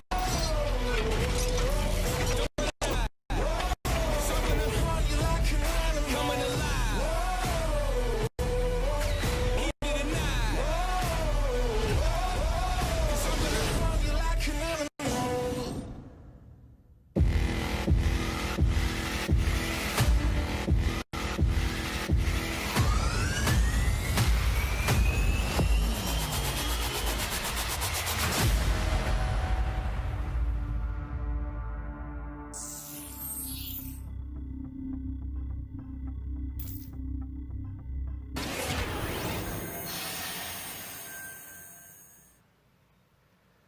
All right, guys, we're back officially into hour 2. We've got an hour more of great stuff to show you. Destiny 2 Beyond Light. Stasis, you're going to see a brand new look at that. Fall Guys Season 2 and Ratchet & Clank for PlayStation 5 and so much more across the next hour. Opening Night Live continues, and it just is the start of Gamescom 2020. But right now, on September 25th, Mafia Definitive Edition launches, a comprehensive, built-from-the-ground-up remake of the original Mafia. Tonight, we've got the exclusive debut of the next trailer called A Life of Reward Too Big to Ignore, which deals with Tommy's induction into the Salieri crime family. Check this out.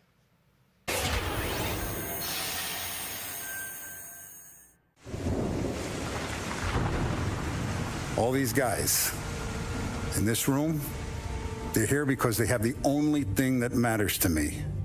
The only thing that should matter to any of us. You know what that is, Tommy? They're loyal. That's right.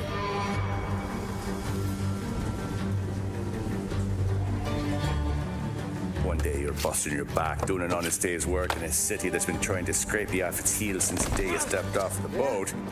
And the next you're stuffing your pockets full of Salieri's dirty money. Go get him, Tommy! Teach these boys a lesson. Break every bone in their bodies. You want me to become one of those Wall Street boys? Don't sass me, Tommy. I'm trying to teach you the ropes, so you don't get strangled by them. Now you stay straight with me, you're gonna be living the high life, Tom. You abuse my trust. Don Salieri, you won't ever need to worry about me. Okay, then. Welcome to the family.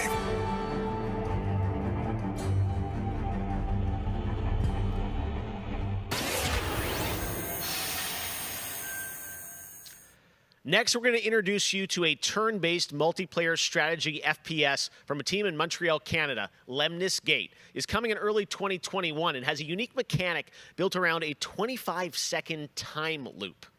Check this out.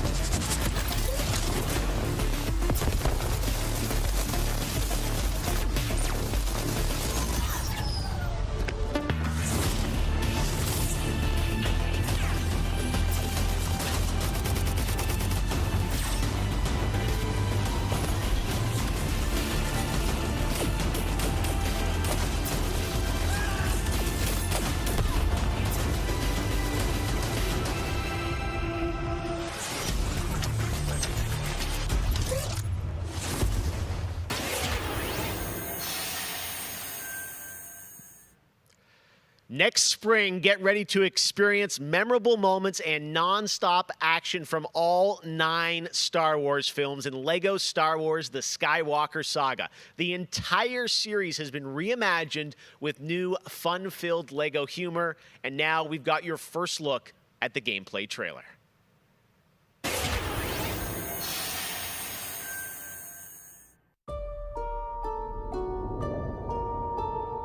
I want to learn the ways of the Force and become a Jedi like my father.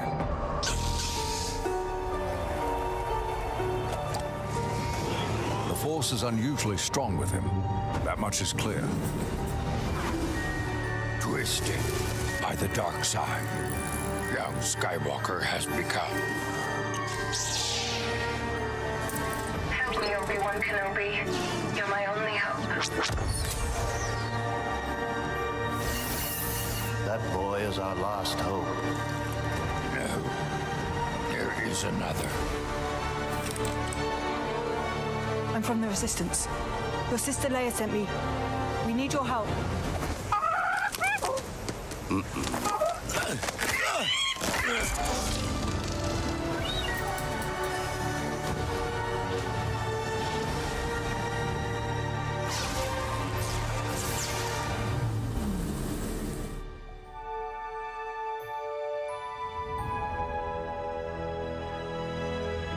The Force will be with you, always.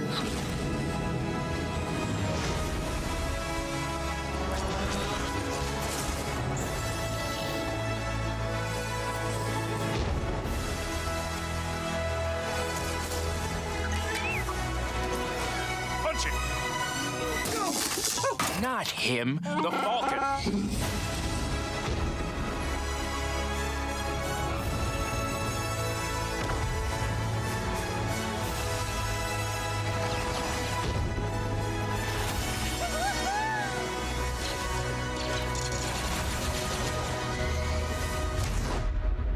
I am a Jedi, like my father before me. So be it, Jedi.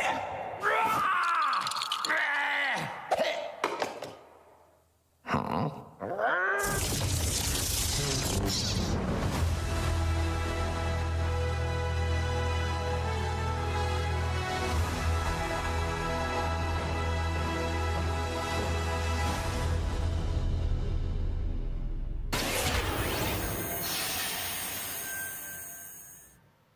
Man, LEGO Star Wars looks so fun, coming to next gen as well. All right, we'll be right back with more world premieres from huge new games like Ratchet & Clank, Rift Apart, Medal of Honor, Above and Beyond, and Destiny 2. But before that, here's a look at a game that is launching tonight on Nintendo Switch and Steam. It's called Struggling from Frontier, a fun physics-based platformer where up to 2 players control Troy, our fleshy hero. Check this out, and remember, you can play this tonight.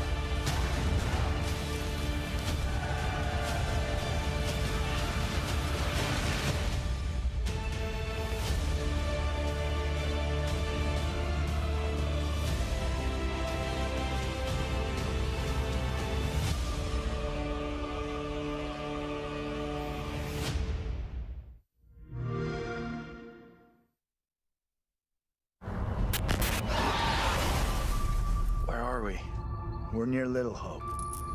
Did you hear that? What more proof is needed that the devil walks among us in Little Hope?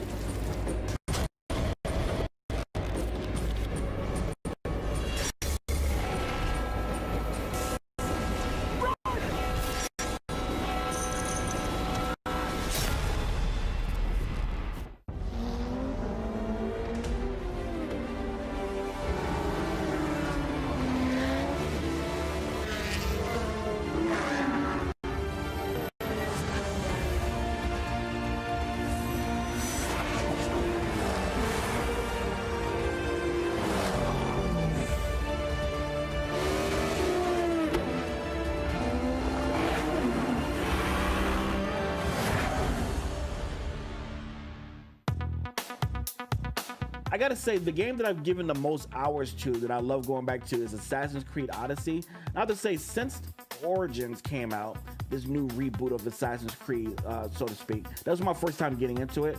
And I have put almost 400 hours into Assassin's Creed Odyssey.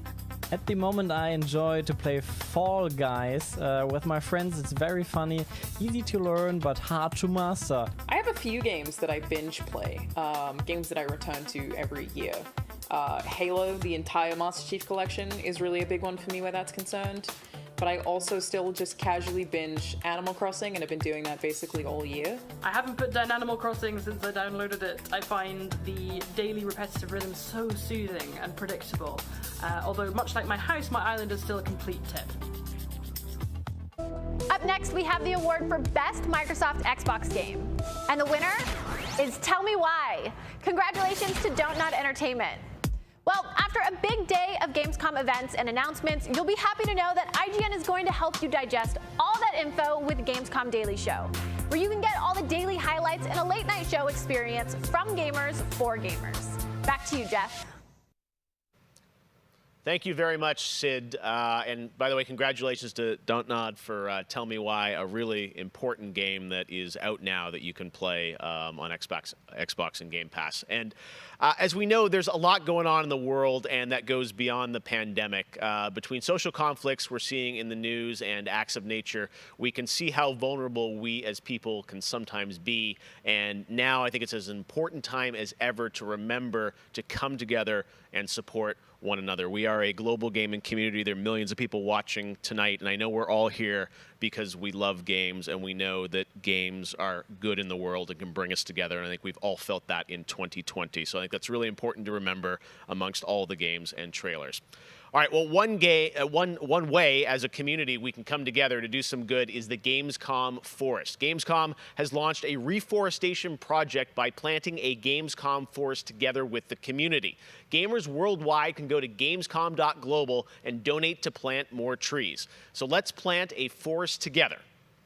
All right, well, now we're going to move on to another game, and this one was announced back in May. Chorus is a dark space combat shooter where players take control of Nara on a quest to destroy the dark cult that created her, featuring rich, ray-traced 4K 60 FPS environments on next-gen hardware. Here is the first look at gameplay from Chorus.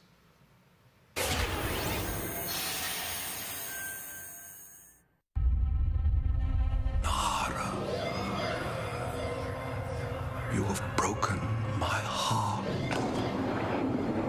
For your betrayal, you will be broken.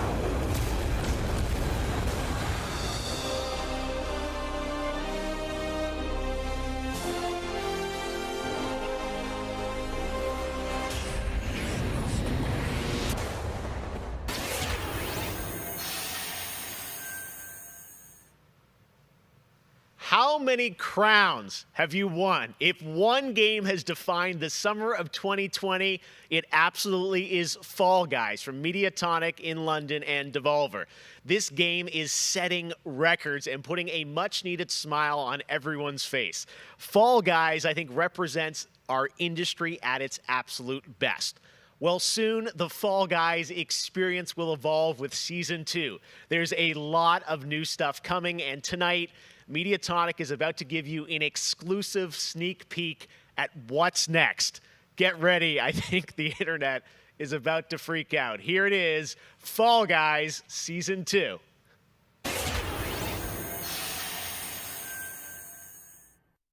Hey, I'm Joe. I'm the lead game designer on Fall Guys Ultimate Knockout, and I just want to reach out and say thank you to everyone who's been playing and enjoying the game so far. As a team, we've been looking at all the fan arts, the memes, and the montages that people have been posting online, and the response to the game has really blown us away. Today, we just wanted to give everyone their first sneak peek at the rounds and the costumes that they can be enjoying as part of Fall Guys Season 2.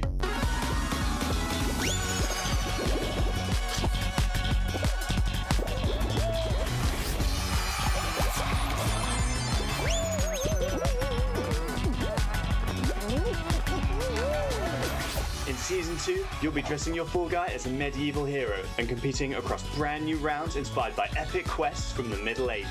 Traverse giant drawbridges, dodge swinging axes, and scale movable siege ramps in the quest for ultimate game show glory.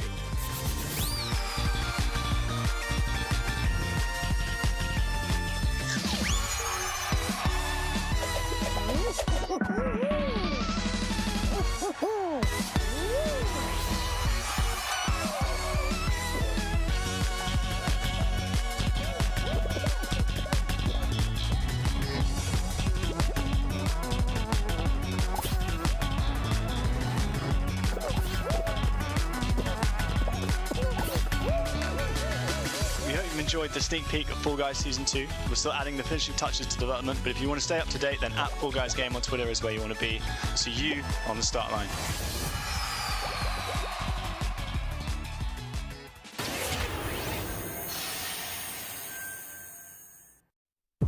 My father has Colorado in the palm of his hand, and he's afraid to close his fist. I am not.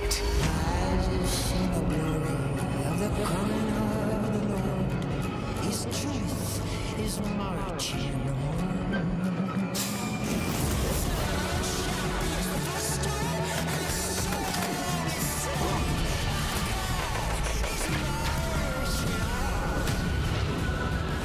Liberty's got more brains and cunning than both her brothers put together.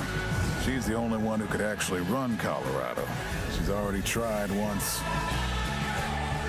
Vic's a depraved child, and Val's a brain without a spine. The years my father wasted grooming them for glory when I was right there.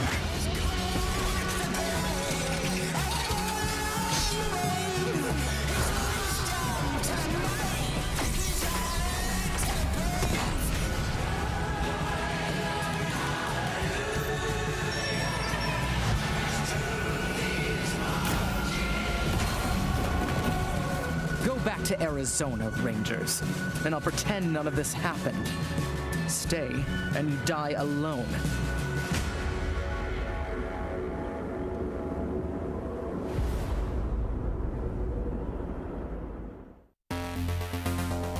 I really haven't found any new appreciation for gaming at this time, because my appreciation for gaming before couldn't be higher.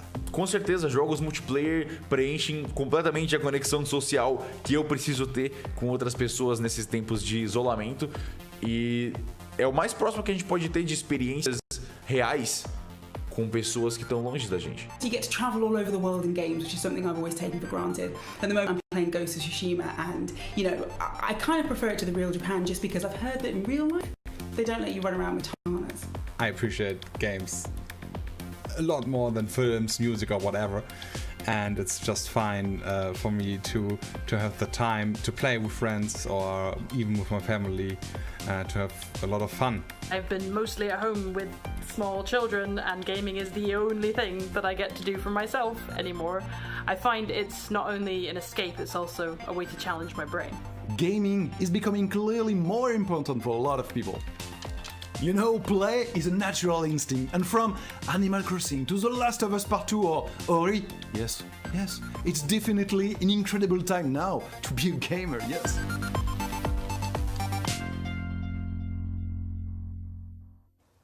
Hey everyone, I'm Vince Sampella, head of Respawn Entertainment. When we set out to create Medal of Honor Above and Beyond, we knew we wanted to bring the series back to its roots. The Medal of Honor franchise is known for its powerful and exciting single-player stories that put the player in the boots of a soldier who was there. It's a series that is grounded in history, which tells emotionally authentic stories. Peter Hirschman, who directed the original Medal of Honor in 1999, is back at the helm of this project. You'll hear more from him in just a bit. Peter and I actually worked together on Medal of Honor Allied Assault in 2002, and I'm really happy he's joined us at Respawn to craft a completely new experience in VR. The team is creating a riveting and emotional journey through World War II like you've never seen or played. It weaves in the personal stories of the veterans and survivors of the war through powerful interviews that help set the stage for what players will experience. It's more than just a game. And we could not be more excited to show the world the next look at Medal of Honor Above and Beyond and the game's action-packed story. Let's take a look.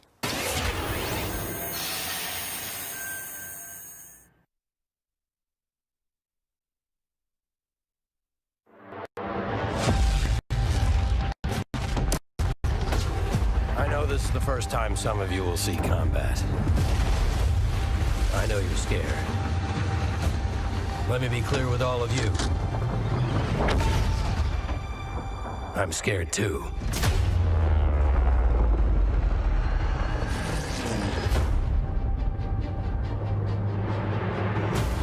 Welcome to France, gentlemen. I lead the local resistance cell. Something big is happening inside Gestapo headquarters, and we don't know what it is. We're gonna have to improvise here.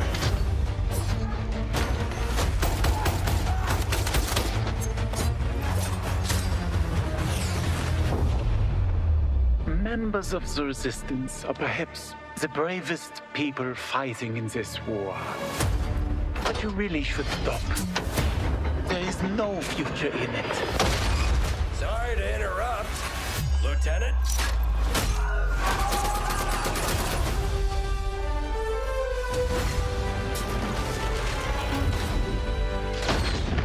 It'll be a wild ride, but we'll get you there. Jet fighters, brace yourselves.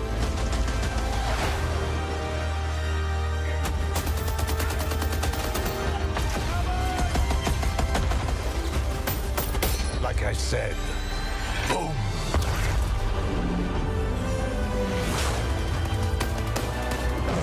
There are things as people I'm willing to sacrifice myself for.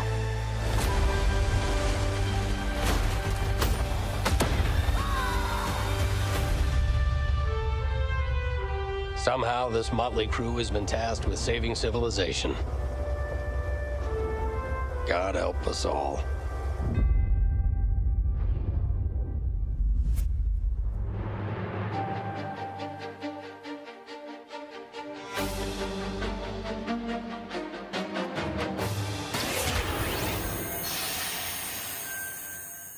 Thank you so much, Vince. That looks incredible. And now we're here with Respawn Entertainment's Peter Hirschman, game director on Medal of Honor Above and Beyond, to talk more about their new VR experience.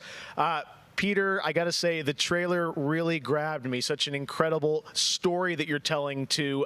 Tell us a bit about this single-player experience. What can we expect? Well, Jeff, thank you for having us on the show. I'm representing a whole team back at Respawn that's been working really hard on this, and it's so exciting to premiere the trailer with you. Medal of Honor, going back to its roots, was always about putting the player in the boots of a soldier fighting in World War II. And with VR, we're able to do that in almost a literal way. It's definitely the most immersive experience, most immersive combat experience I've ever been able to work on. And the story follows you as a player being recruited into the Office of Strategic Services, commonly known as the OSS. And their mission was sabotage, espionage, search and rescue, everything in between. You name it, they did it. And they're known by a different set of initials now, the CIA. But during World War II, they sent operatives all over Europe, deep behind enemy lines. And that allows us to tell a story where you get to go to these places and locations and participate in events that really helped shape the outcome of the war. One of the things I love about the trailer is you can tell there's a lot of interactivity in the environment, emergent gameplay. You got the piano and other things in there. Tell us a bit about how you're using that to tell the story. It seems like it's all kind of through a first-person perspective, but there are some story sequences. How do you tell the story? Oh, well, we shot over 120 pages of narrative, which is more than some feature films. We had a huge international cast of phenomenal actors. And it was fantastic. And the story follows a classic three-act structure. Act 1 is working with the French resistance, getting ready for the invasion. Act 2 is D-Day itself and the fight to get to Berlin. And then the third act is dealing with the Nazi secret weapon program, which involved things like the 262 jet and the V2 rocket and things that could have really turned the tide of the war if we hadn't stopped them. So you get to go on this journey, this story. And the story is shot all from your perspective. Because it's VR, your head is the camera. We don't have cutscenes. We don't have edits. Everything revolves around your perspective. So you experience this story completely in first person as if you are there. So it creates a much more intimate and emotional connection with the characters and the things going on around you. It was an incredible way to shoot. One of our animators stood in for the player throughout the 3 weeks that we were on stage. And all the actors are always reacting and talking to you directly. And in VR, it's such a powerful thing. It's all about building that emotional connection, and it just makes the experience all the more authentic. Well, you and Vince, I know this series is really close to your heart, and I'm like, wow, there's so much there to experience. It looks really rich and detailed, obviously authentic as well.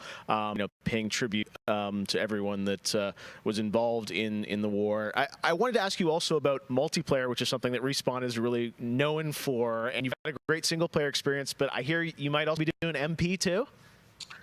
Oh, well, yeah. I mean, the thing about VR is that, I've spent we've known each other a long time. So much of your career trying to map natural human movements to a controller and just figuring out things like making it feel good. And one of the hardest ones is leaning. And in VR, you know how you duck? You just duck. And how you lean in VR, you just lean. And so the ability to lean around a corner, just kind of peek around the corner and see where the bad guy is just, it heightens the tension so much. It makes it feel all the more real. And when you put that into a multiplayer experience, it just raises it to a whole nother level. So we are shipping, in addition to the campaign, we are shipping a full suite of VR modes, including a few that you can only do in VR. And we're really excited about people playing those, after it comes out. Wow. Well, definitely a full-blown VR experience. I got to say, I'm really excited to put the headset on and try this. And it's coming out later this year, right? Coming out holiday. So, yeah, fasten your seatbelts. We are so excited to bring it to players. We've been working on it a long time. Like you mentioned, it's a passion project for Vince and I and everyone at Respawn. It's a wonderful full circle experience for a lot of us that started our careers working on those original set, going back first one and Allied Assault, and now to be able to bring Above and Beyond to a whole new generation is one of the most exciting things we've been involved with. Awesome. Thank you so much, Peter. Opening Night Live will be right back. And in the meantime, here's a look at a new game that is launching tonight. The world was broken, fractured by the magic the Vow Keepers said they would protect us from. Spellstorms still rage across the ruins of the Hollowlands. This is proof, they said. It isn't safe. It can't be controlled. Magic cannot be used.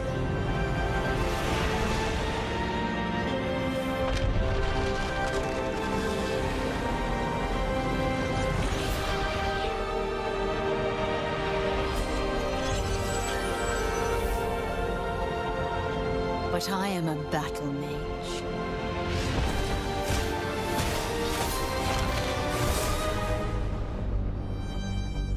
I have broken my vow, and now I fight to break free.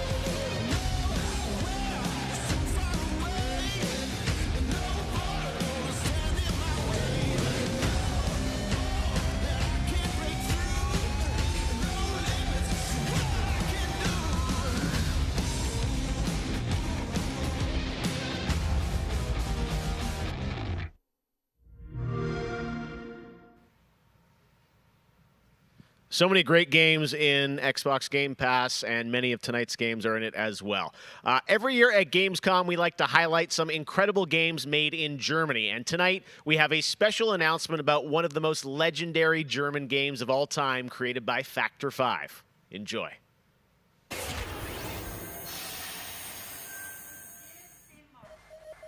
最初タリカンの音楽を聴いた時に曲が素晴らしいだけじゃなくてアミガのサウンドそのものも素晴らしいと思いましたね。日本じゃ本当に聴いたことがなかった音楽でした。Factor 5 was so far ahead of the curve, and each of their games pushed game technology as far as possible. I'd say they're one of the greatest indie developers of all time. サウンドはすごいわ、グラフィックは綺麗だわ、ゲームプレイも滑らかで満足いくものだわで、本当にすごかった。今回タリカンのコレクションが出るってことをとても嬉しく思っているし、これはまた当時みたいにみんなに見せて歩きたいなと思っています。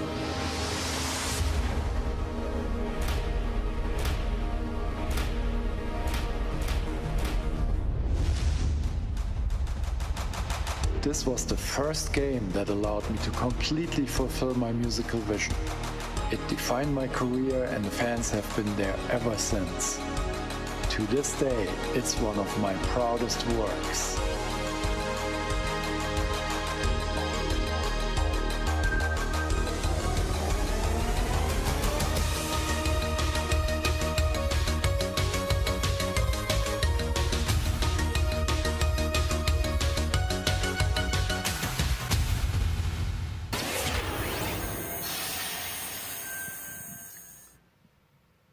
In June, Bungie revealed a new era of Destiny 2 that starts on November 10th with Beyond Light. For the first time ever, Guardians will add a new elemental power to their arsenal, the dark power of Stasis. With Stasis, players will take on the powers of darkness to control and dominate the battle. Here's an all-new look at Stasis from Destiny 2 Beyond Light.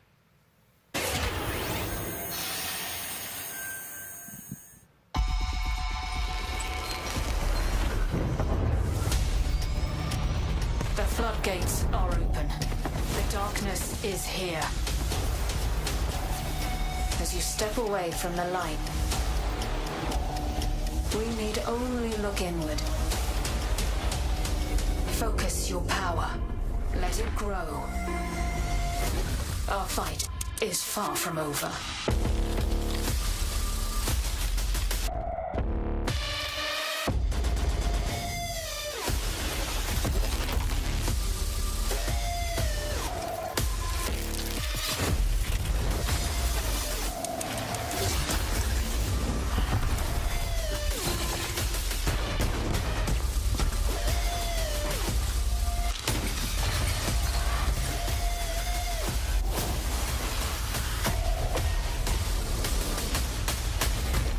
Let them come.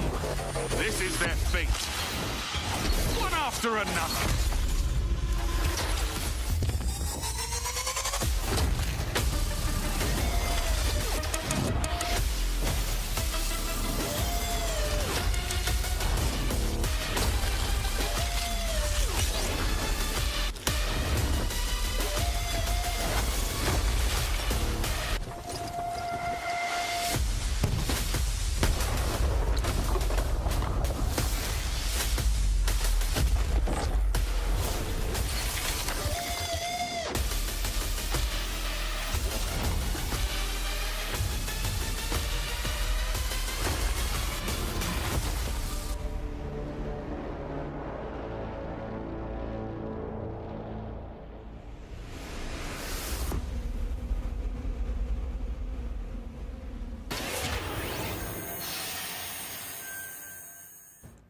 One more award to give out tonight, and that is Best Sony PlayStation Game.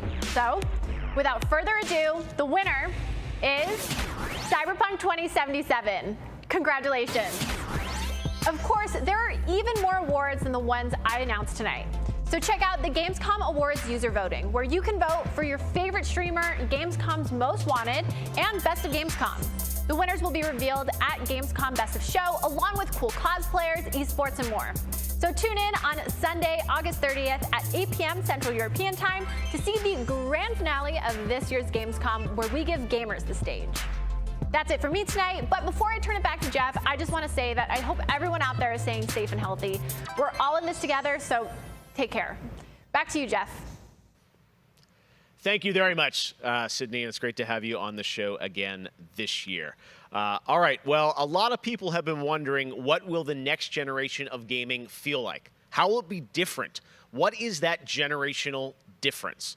Well, back in June, we saw the announcement of Ratchet & Clank Rift Apart from Insomniac Games, a title which uses the power of PlayStation 5, the SSD hard drive, and the DualSense controller to create an experience that Insomniac says is only possible on brand new hardware. Well, now it's time for you to decide if you see the difference. Here's an extended, uninterrupted demo of live PlayStation 5 gameplay of Ratchet & Clank Rift Apart. Enjoy.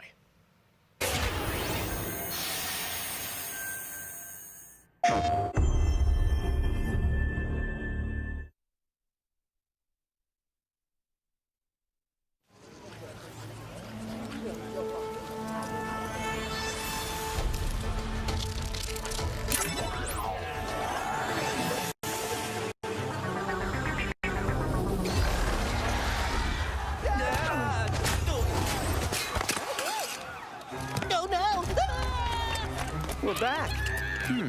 And not far from where we last saw him. We may still have time to put a stop to this.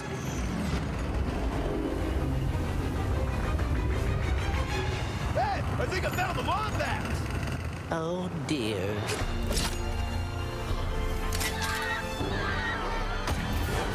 Let's show him how it's done. All right, bringing out the big guns.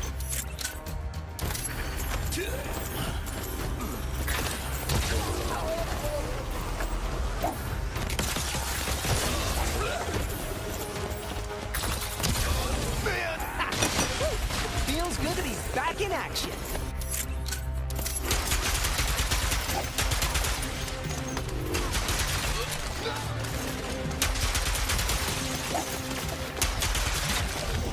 Last one!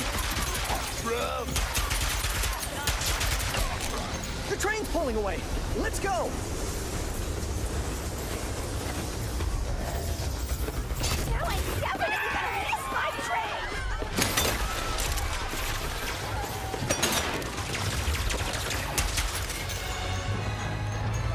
Ratchet and Clank, I've been looking everywhere for you. Put down the Dimensionator, Nefarious. Put down the Dimensionator. Yeah, right. Today I will finally be free of the both of you. Soon, everything you see will be mine. Say goodbye.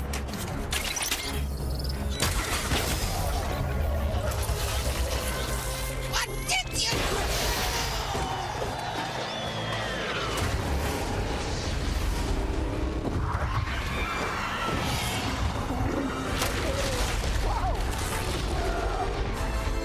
Was that supposed to happen? Hitting Nefarious's device seems to have destabilized reality. The bridge is shot! There has to be another way across. The rifts appeared to react to your device. Try pointing it at one of them.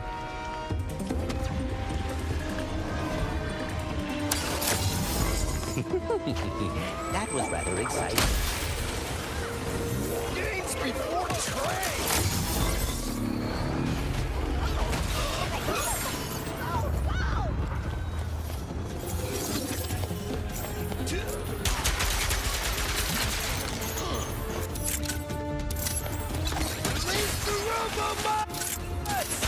Wait! Robo! What?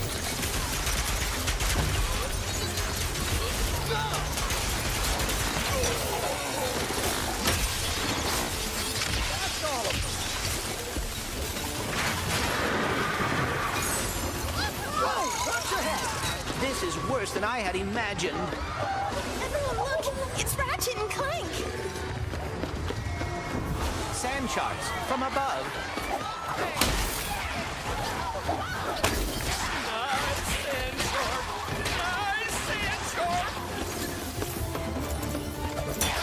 My heroes!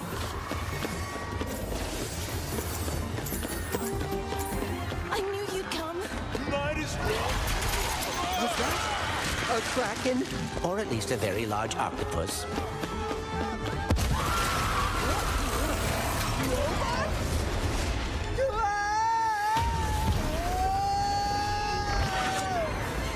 I will never get used to that. Hey, at least we're on the same planet this time. Nefarious is on the other side of that building. Let's get moving before he does anything else to break reality.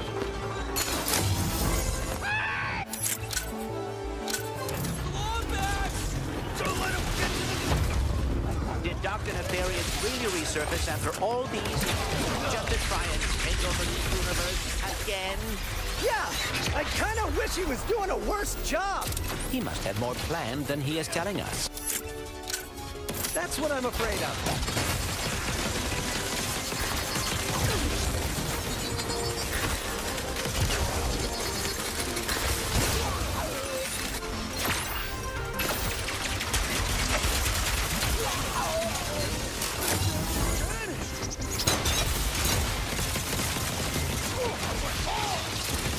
Can't wait to see what's new.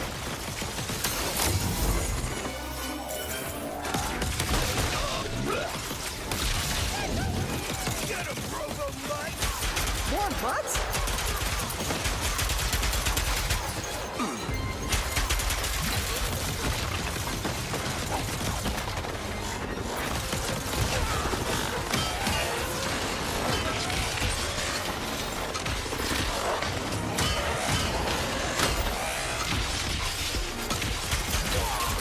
That's all of them. We have to get the Dimensionator away from Nefarious.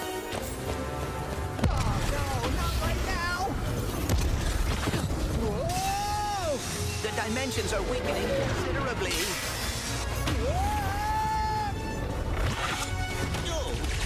How bad is it?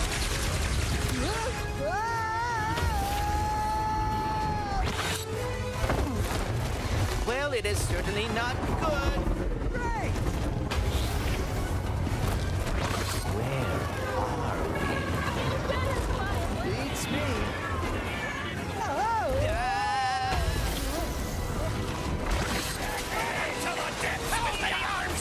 Peace! Fine. We've been boarded! Get off me!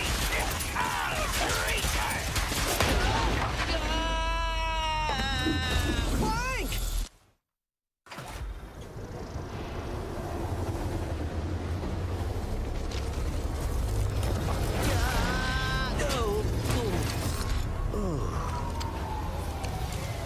Ratchet.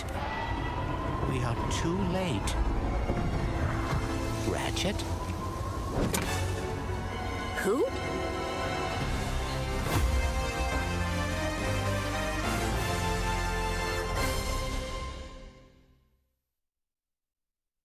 PlayStation.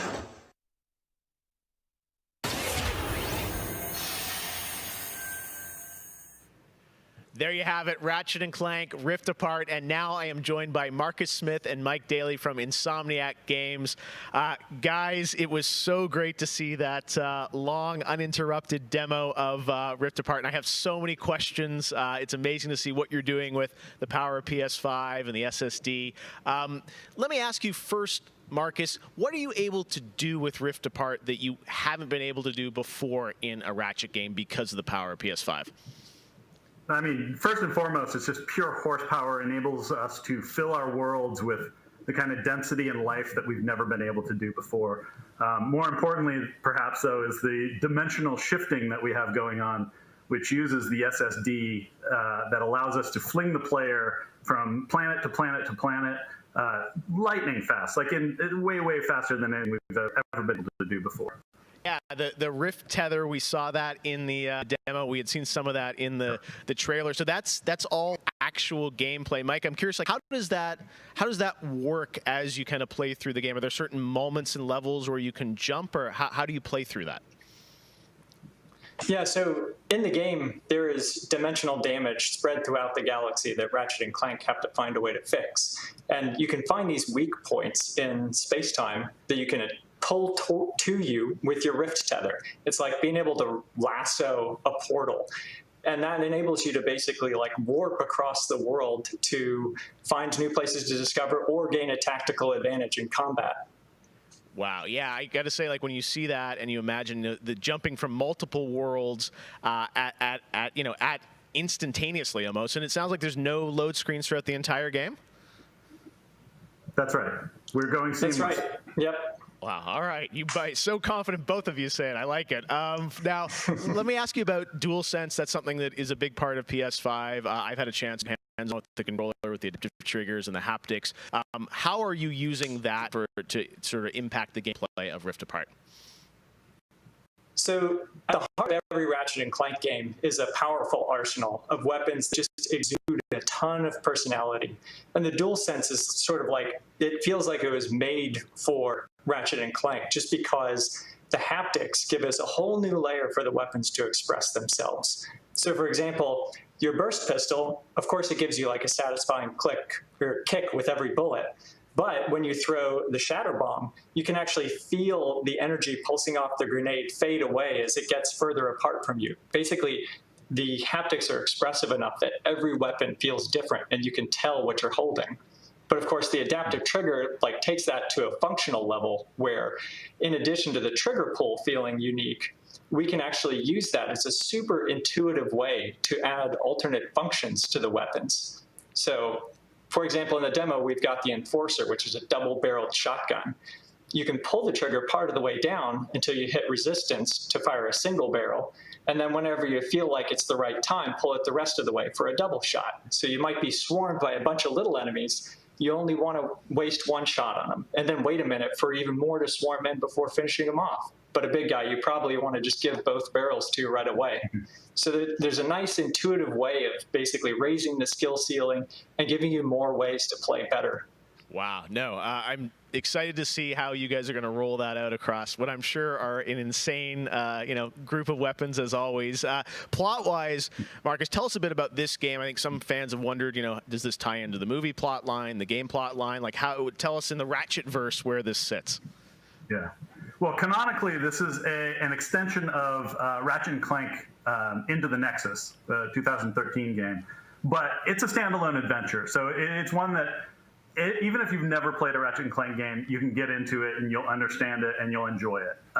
For hardcore fans, we have a lot of nods. You're gonna see a lot of returning characters and planets and see them all through a whole new light of multiple dimensionality. Yeah, no, this Rift Tether thing I think looks really exciting. And how often, is that something we saw in the demo? Is that something you're going to see frequently in the game? Are there special moments? I guess I'm curious how often you use that technique for gameplay. So the Rift Tether has created these anomalies all throughout the galaxy. You'll encounter those pretty often. There's even a few more types of dimensional damage you'll encounter that we haven't shown yet. Okay. Now, being pulled between worlds, that's localized to chasing after Dr. Nefarious in the demo. And that's sort of reserved for special moments when you really have to when the dimensional damage really tears wide open.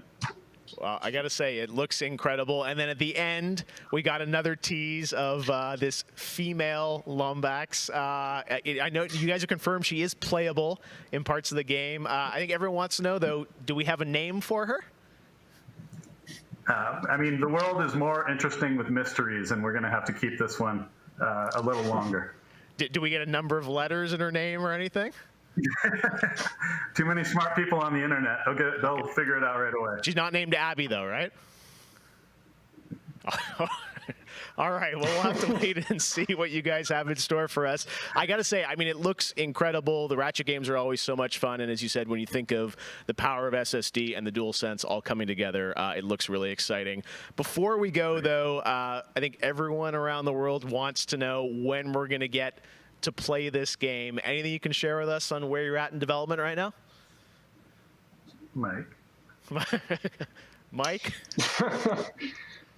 So Ratchet & Clank is coming out in the PS5 launch window. So we haven't announced a specific release date yet, so stay tuned for that. What kind of window? Is it big windows? No, I'm just kidding. All right, that's all we're going to get, I'm sure. Ratchet & Clank Rift Apart coming in the launch window for PlayStation 5. I got to say, Insomniac, we're so excited what you guys are doing across PlayStation, and the game looks incredible. So thank you so much for all you've done, and we look forward to seeing more of Rift Apart soon.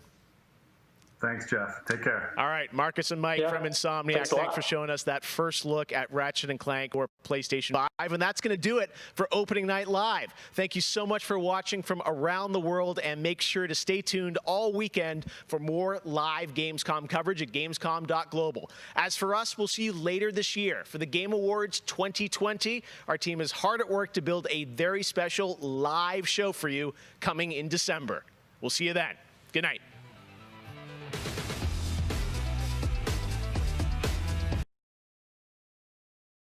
Peggy 12.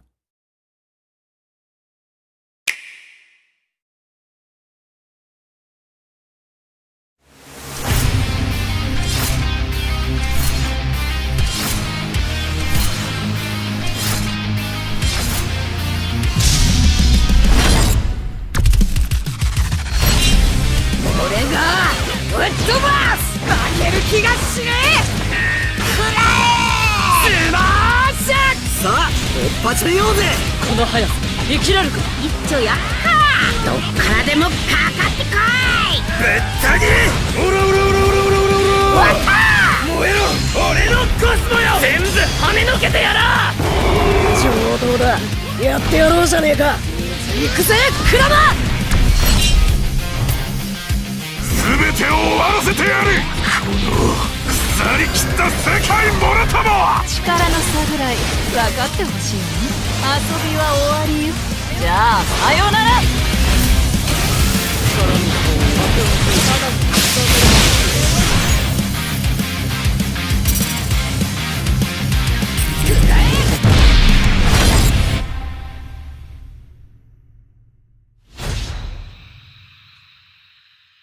悪いな負ける気はねえ人を助けるのがヒーローの仕事だ全力でいく最大をぶつけろもう俺は迷わねえ俺だってヒーローに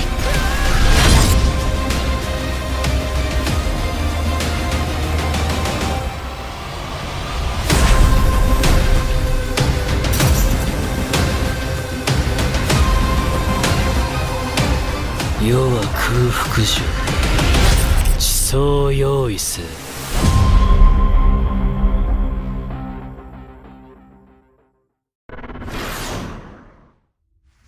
We're running out of time because Crash Bandicoot 4 It's About Time is going to soon be hitting consoles, and I cannot wait to dive into this game as a huge fan of the Crash Bandicoot franchise. And thankfully, I can spend a little bit of time, and I promise I won't do too many more time puns after this, talking to Lou Studdert from the Toys for Bob team, a producer on Crash Bandicoot 4. Lou, thank you so much for joining me. Yeah, I'm glad to be here, and honestly, bring on the time puns. Just keep them coming. I feel like you and the team must be sick of. I'm sure you do them, back and forth to each other all the time. But I feel like I must drive you crazy by just throwing them in. So I'll try to restrain myself. We've got a lot of dad joke energy on the game, so perfect. It works. That's how I like to describe most of the videos I do as dad joke energy. So I appreciate that. Perfect. Yeah. So this will go very well. But no, there's a ton to talk about with Crash Bandicoot 4, especially since last time we spoke. But the first thing I want to talk about, around Gamescom is, of course, the debut and the first look at the flashback tapes when it comes to Crash Bandicoot 4. Can you tell me a little bit more about that and what people can expect from what that is? Yeah, so the flashback tapes are these kind of devious test chambers that we've dreamed up, and they see kind of Crash and Coco before the events of the original Crash Bandicoot. So these actually take place in the 90s. They take place when Cortex was doing tests on Crash and Coco, because originally Crash was kind of planned to be Cortex's kind of general of his army. And so what we wanted to do was make these fun, crazy test chambers where Cortex is putting Crash and Coco kind of to the limits of platforming skill. And so these are these really fun, extremely difficult challenge rooms that players can get access to in a very unique way. You're required to find these VHS tapes in the levels, and you need to reach them in the level without dying. So it's actually us playing off of the death routes from the original trilogy, which required players to get to a certain location without dying to get access to it. And so for us, these VHS tapes are that challenge. So you need to find them in a level without dying to get access to these crazy levels. And then once you're in the levels themselves, they actually have kind of a multi-tiered relic system. And so for the completionists out there, it's not enough to reach the end of it. Similar to a normal level, you need to also break all of the crates. And so it's exceedingly difficult. It's really fun. And it actually allowed us to just kind of come up with just insane creative usage for all of the boxes and crates in the game, and even toss in some that you've never seen before. Yeah, I was, watching the footage before we spoke. And one, I got to say, I love just how many Nitro crates there are apparent. I respect that.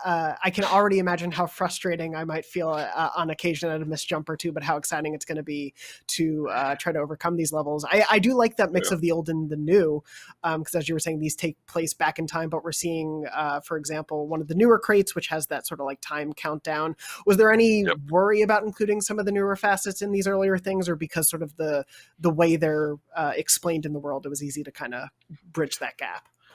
You're exactly right. One of the things that you'll actually see in the levels themselves, or hear in the levels themselves, is a commentary running from Cortex talking to Crash or Coco, depending on whose level it is, and he'll explain, some of the ideas he had behind these crates, or some of the new ones we've added were actually experiments that he was running, and so we've kind of taken a chance to use these test chambers as fun areas to inject bits of lore and just kind of that Crash humor that you know and love, as well as recontextualizing or contextualizing different things about Crash's past. Well, and I really love that sort of whole ethos for the game, it feels like, because it is, last time we spoke, you had mentioned so much of the team, of course, is longtime Crash fans, lifelong Crash fans. And so to be able to really put this game in the context of what Crash's story is, it's not just, here's another, X number of levels. Here's why this journey matters to to pick up from that original Crash trilogy. Exactly. Yeah, this is actually, to tie it back into that original Crash trilogy for us, we kind of had this general idea of what if there was an amount of time in between, Crash going through the Evolvo Ray before failing out of the Cortex Vortex. Because it's kind of a hard cut in that opening cutscene of the original Crash game, and so you don't know if there was some time in there. And so what this is if there was an amount of time in between that evolving process and the Cortex Vortex, where Cortex is really kind of bullish on the idea that Crash is going to be, his next great general.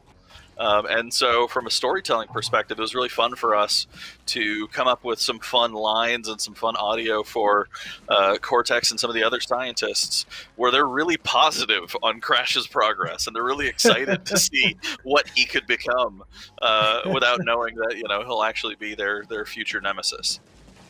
I love that, because it is, as someone who's been a fan of the franchise since that original trilogy, it's great to see sort of the twists of modern and retro that the team really seems to be bringing to this. And one of those things that I want to talk about, because everything that I've loved that I've seen about the game really comes down to so many great presentation notes. And one of those big things is, of course, that was something revealed a few weeks back, but the inverted mode, which is sort of the mirror mode of the game.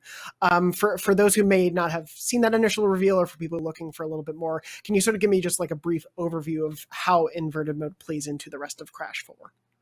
Sure, absolutely. So inverted mode is what we call our souped up take on mirror mode, but it's not just flipping the screen and having that mirroring. It's also introducing these brand new kind of visual aspects and presentational aspects to each of our dimensions. And so in one, you could be going in what we call the neon wastelands, or the hazardous wastes, with a crazy neon filter, and so everything's black and white and it looks like it's lit up by neon, and the light will actually fade if you take too long going to the next checkpoint.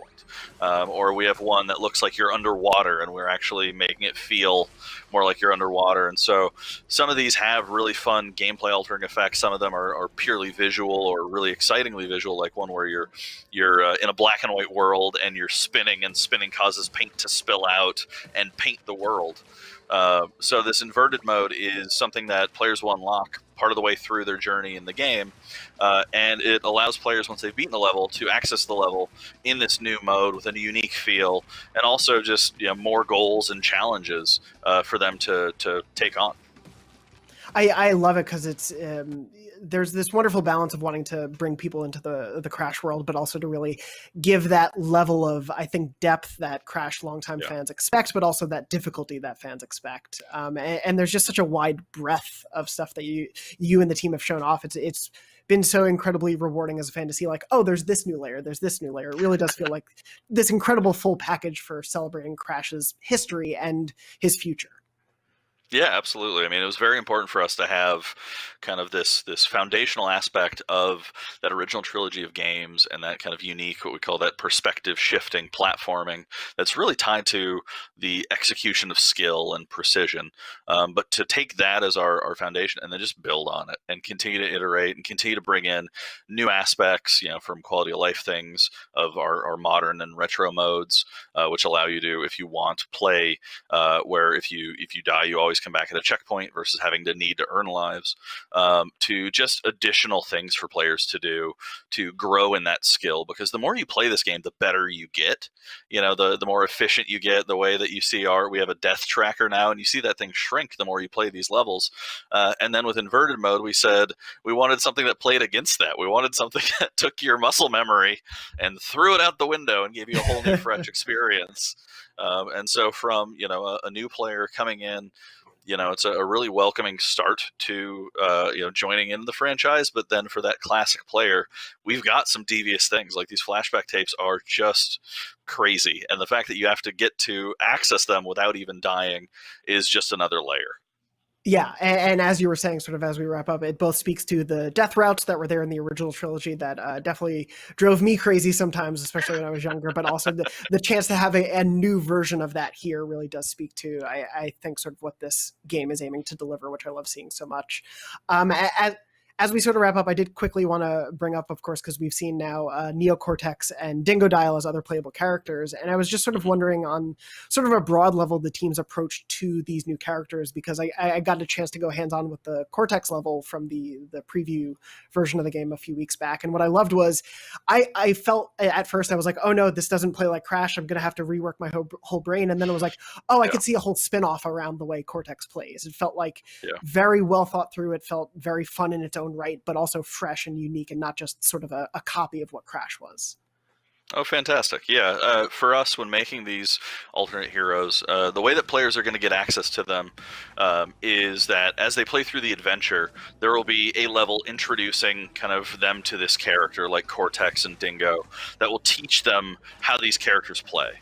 And then from that point on, they'll actually interact with them in optional levels where these characters will be in what we call timeline levels, where you see how their parallel stories interact with Crash and Coco's adventure.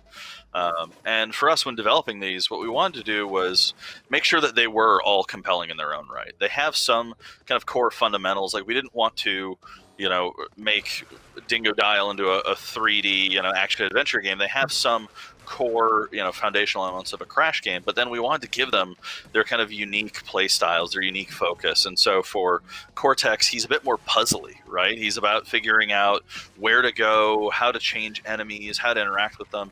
And then for Dingo, he's kind of jokingly our demolitions expert. He's all about breaking through stuff. He's picking up TNT barrels with his vacuum cannon, launching them at enemies. He's smashing through crates. He's a big boy, so he's slamming through things as he goes, as opposed to kind of having more of a finesse style of play than Crash. So it's been a lot of fun for us and for the team, not only to come up with the movesets for these, but then also just reinvent kind of how we develop levels for them and to come up with really fun, new and unique interactions for these characters.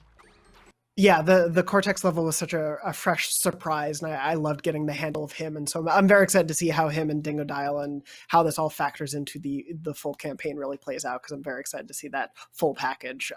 Before we do wrap up, I briefly did want to have to ask, of course, I know the game's just, a couple months now away from launch, a little over a month.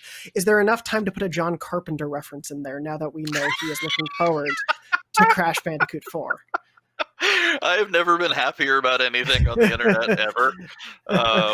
For context, for those who may not know, John Carpenter was recently giving an interview and mentioned he can't wait to play Crash Bandicoot 4, and I was delighted by that as a John Carpenter fan. And I saw you tweet about it too, so I had to mention it was a delightful congruence or confluence of things I would not expect to come together. Exactly. Yeah. I mean, as just a big fan and a big, horror nerd, it just brought a warmth to my heart. And honestly, seeing just the outpouring of how excited people are about this game has just been such an uplift to the team. Really, it's been a great project, and we can't wait to get it in people's hands, especially John Carpenter's. Especially his. And of course, I can't wait to play, and we're not that far off because Crash Bandicoot 4 is coming to PS4 and Xbox One on October 2nd. So close, I can't believe it. But thank you, Lou, so much for taking the time to speak with me. Can't wait to see more of the game, and thank you for showing off the newest bit of the Crash 4 puzzle. Yeah, absolutely. It's been a pleasure.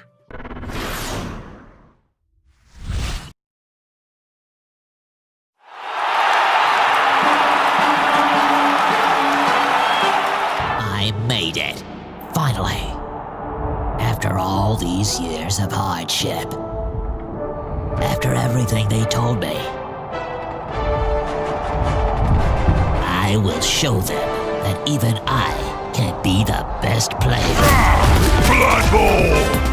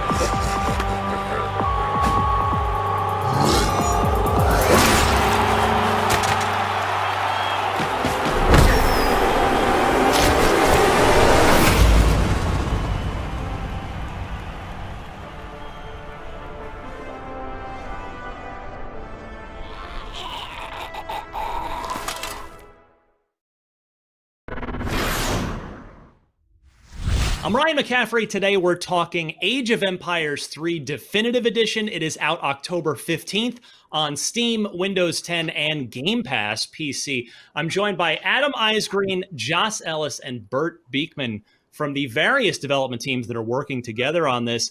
Guys, thanks so much for joining me. I want to start with Adam. Adam, for the new, maybe a newer generation of PC gamer who likes strategy games, but maybe they just, for whatever reason, they haven't found Age yet, but you've got this Age 3 definitive out very soon, and they want to just dive in. What's sort of the top level elevator pitch version of the franchise and of Age 3 specifically?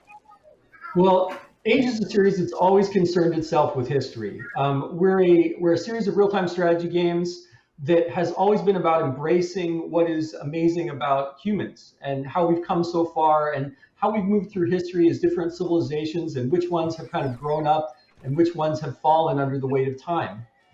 Age 3 is a great example of a very unique game that's set in kind of the colonial period of history where the Americas were being discovered and great civilizations were expanding with control. Age 3 is a unique beast within real-time strategy games because not only is it a strategy game that featured a tremendous amount of physics for the time, but also has a ton of unique mechanics you don't see in other real-time strategy games, such as a home city that almost acts like a deck-building game that's a meta behind the actual real-time strategy game play. And beyond that, it's just a really great game with a ton of different units and 16 different civilizations that we've got that you can play as that center on the Americas, South America, Europe, and Asia, that you can all kind of bring into Conquest and just have a great time, not only playing a wonderful real-time strategy game, but learning a lot about history along the way. Joss, on the tech side, just bringing an older game forward, making it relevant and modern from a technical perspective, what have you guys been able to achieve with Age of Empires 3 Definitive Edition? Well, we did a complete grassroots kind of rebuild of it. So, I mean, the art looked good for the time, but we've rebuilt every single model, every single texture. We've moved it from DX9 to DX11 with a PBR lighting model. We've got ambient occlusion. We've got loads of nice little touches. It's also modern. So things like you walk through the units, you walk through the grass, and they beat it down. So actually, if you're following somebody quickly, you can spot where the people have been. We've done all of the water. We built the ability to make streams that sort of meander properly. There's kind of no area that we haven't not touched. We've got whole new particle systems in there. We've got a complete refresh of Havoc, who've obviously moved their system on a lot in the intervening years. So destruction has got a lot more fidelity to it. And in fact, when you will see some of the before and after pictures of some of the units that seem to be pretty good in the old game, when you actually look at them, they're just kind of like hacked. They kind of look like they're made of chopped wood kind of thing compared with the new one. I think it just brings the whole thing a richness and vitality to being able to put a lot of this stuff into it. Bert, on the gameplay side, you guys have added a couple new game modes here, right? Yes, indeed. When we worked on Age of Empires 2 Definitive Edition, we added this thing called Art of War. And Art of War is really a way to help people learn the game the way it's played today. Because a lot of people like to play against AI and then play a multiplayer game, and they see like, oh, there's a massive, massive gap to bridge.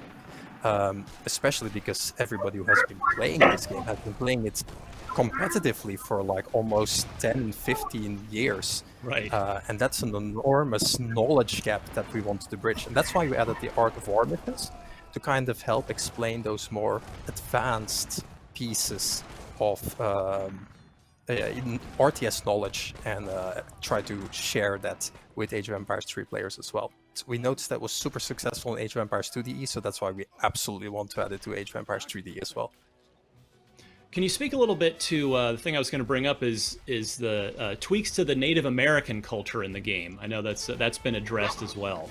Yes, indeed. So just talking about the design of those American civilizations, there were a few things that were always a bit odd, and actually that surprised us as well when we looked into it. We worked together with Native American counselors, and they basically told us, one of the things that they told us was like, hey, these guys never actually mined gold. And we were like, oh, okay, that's such a core mechanic of the game. How can we work around that? And so we made basically a replacement to the whole gold mine mechanic with some sort of fur trading mechanic that they now have. And that's something that works out pretty well and is more culturally appropriate. And was quite a challenge to get those things right. Adam, what have you and your team learned from doing the previous two definitive editions for Age that you've been able to apply to make the Age 3 definitive edition even better?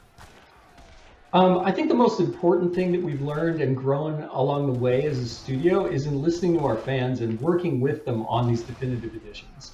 Every single one that we've done, it's become more and more imperative and obvious to us as we engage more with everyone that loves these games that they have a strong voice in what needs to be in the games, and we wanted to make sure we could deliver on that. Our goal with all these definitive editions, within Age of Empires, actually Age of Empires all up even, is just to make sure that we're making wonderful games that can stand the test of time. And one of the reasons this franchise has been going so long is because of such wonderful fans that love the games and they love history. And so, all of our learnings have been everything that's kind of been brought to us by fans. And what we've been trying to do is every single definitive edition that we've done, we're kind of leapfrogging each one. So we'll find something that works really well in one, and we'll continue it to the next one and the next one. And even sometimes retroactively, we'll go back and put into features or look at putting in features that have resonated so well in the others. And I fully expect that to continue into Age 4 as well. So something like Art of War, which has gone over really well because we wanted to teach players the fun of real-time strategy games and why they're great. And because we've been doing these kind of unique versions of each one, Art of War is not the same, by the way, across the games. They dive in and teach you nuances of the actual games themselves and why they're different as well. That we're going to continue doing that. And we're going to continue to listen to the fans about game modes and methods of play, interface. There's all kinds of things that we've learned along the way. And it's been a great experience, like really opening up to the fans and letting them be part of the conversation and how we develop these games. Bert, we talked about the couple new game modes. There are 2 new civilizations in this as well, yes? Yes, indeed. We noticed that when we worked on Age 2 as well, we added a few new civilizations to the definitive edition, and people just love that. People love to explore more content, to explore more cultures. And with Age of Empires 3, we had an excellent opportunity to add some new civilizations to the games as well. So we've added Sweden and the Inca. Especially the Inca were very interesting because they're such a massive culture. They were the largest empire in South America, fitted perfectly in this whole Age of Empires 3 time frame and game flow. And then on the other hand, we have Sweden. And this one is very interesting because it's the first time Sweden is ever in like any Age of Empires games. And that's because they're such a small country, really, that really punched above their weight during the 17th and 18th century, which is kind of the era of Age of Empires 3. And that makes them super interesting. Like such a tiny nation that had such a profound impact on history at the time, to be able to put that in Age of Empires as well. Joss, before we start to wrap up here, I just built a new gaming PC. I'm looking right at it behind the camera here, and so I've got the whole thing like just decked out. How can I fully take advantage? Like, what is the max amount of like frame rate and resolution? Like, how can I take full advantage of my new PC with Age 3 Definitive? Okay, I'll quickly add. We've gone to huge pains to make this game work on pretty low-end systems, so you're going to get a good experience across the board. If you want to crank it to the max, it's fast CPU is one of the big things. And the more gigahertz, you don't necessarily need a ton of cores, but a fast CPU and a decent GPU. 4K is fully supported, obviously. We can actually span any number of monitors. You could have 5 of them, and you could drag the window across the lot if you want to try. I want to see someone do that.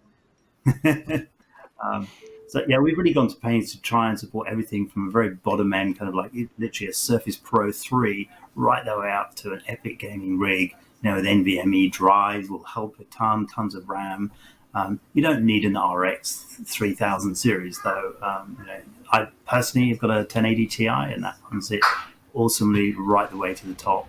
At 60 frames the whole way. So fantastic. Well, guys, thank you so much, Adam, Joss, and Bert. Age of Empires 3 Definitive Edition. Again, pick it up October 15th on Steam, Windows 10 PC, or if you're an Xbox Game Pass for PC subscriber, you can snag it from there as well. Gentlemen, thank you so much.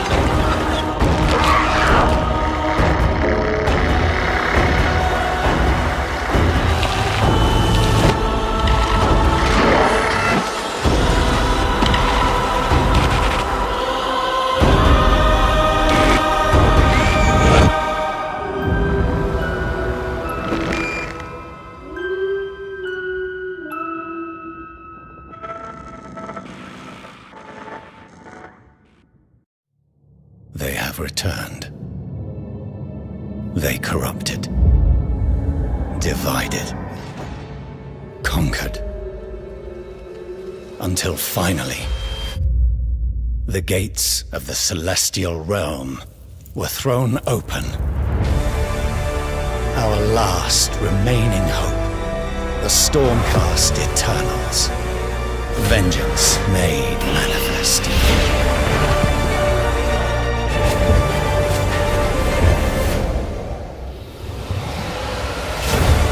Unbound, unbroken, we will take back what the dead have ravaged.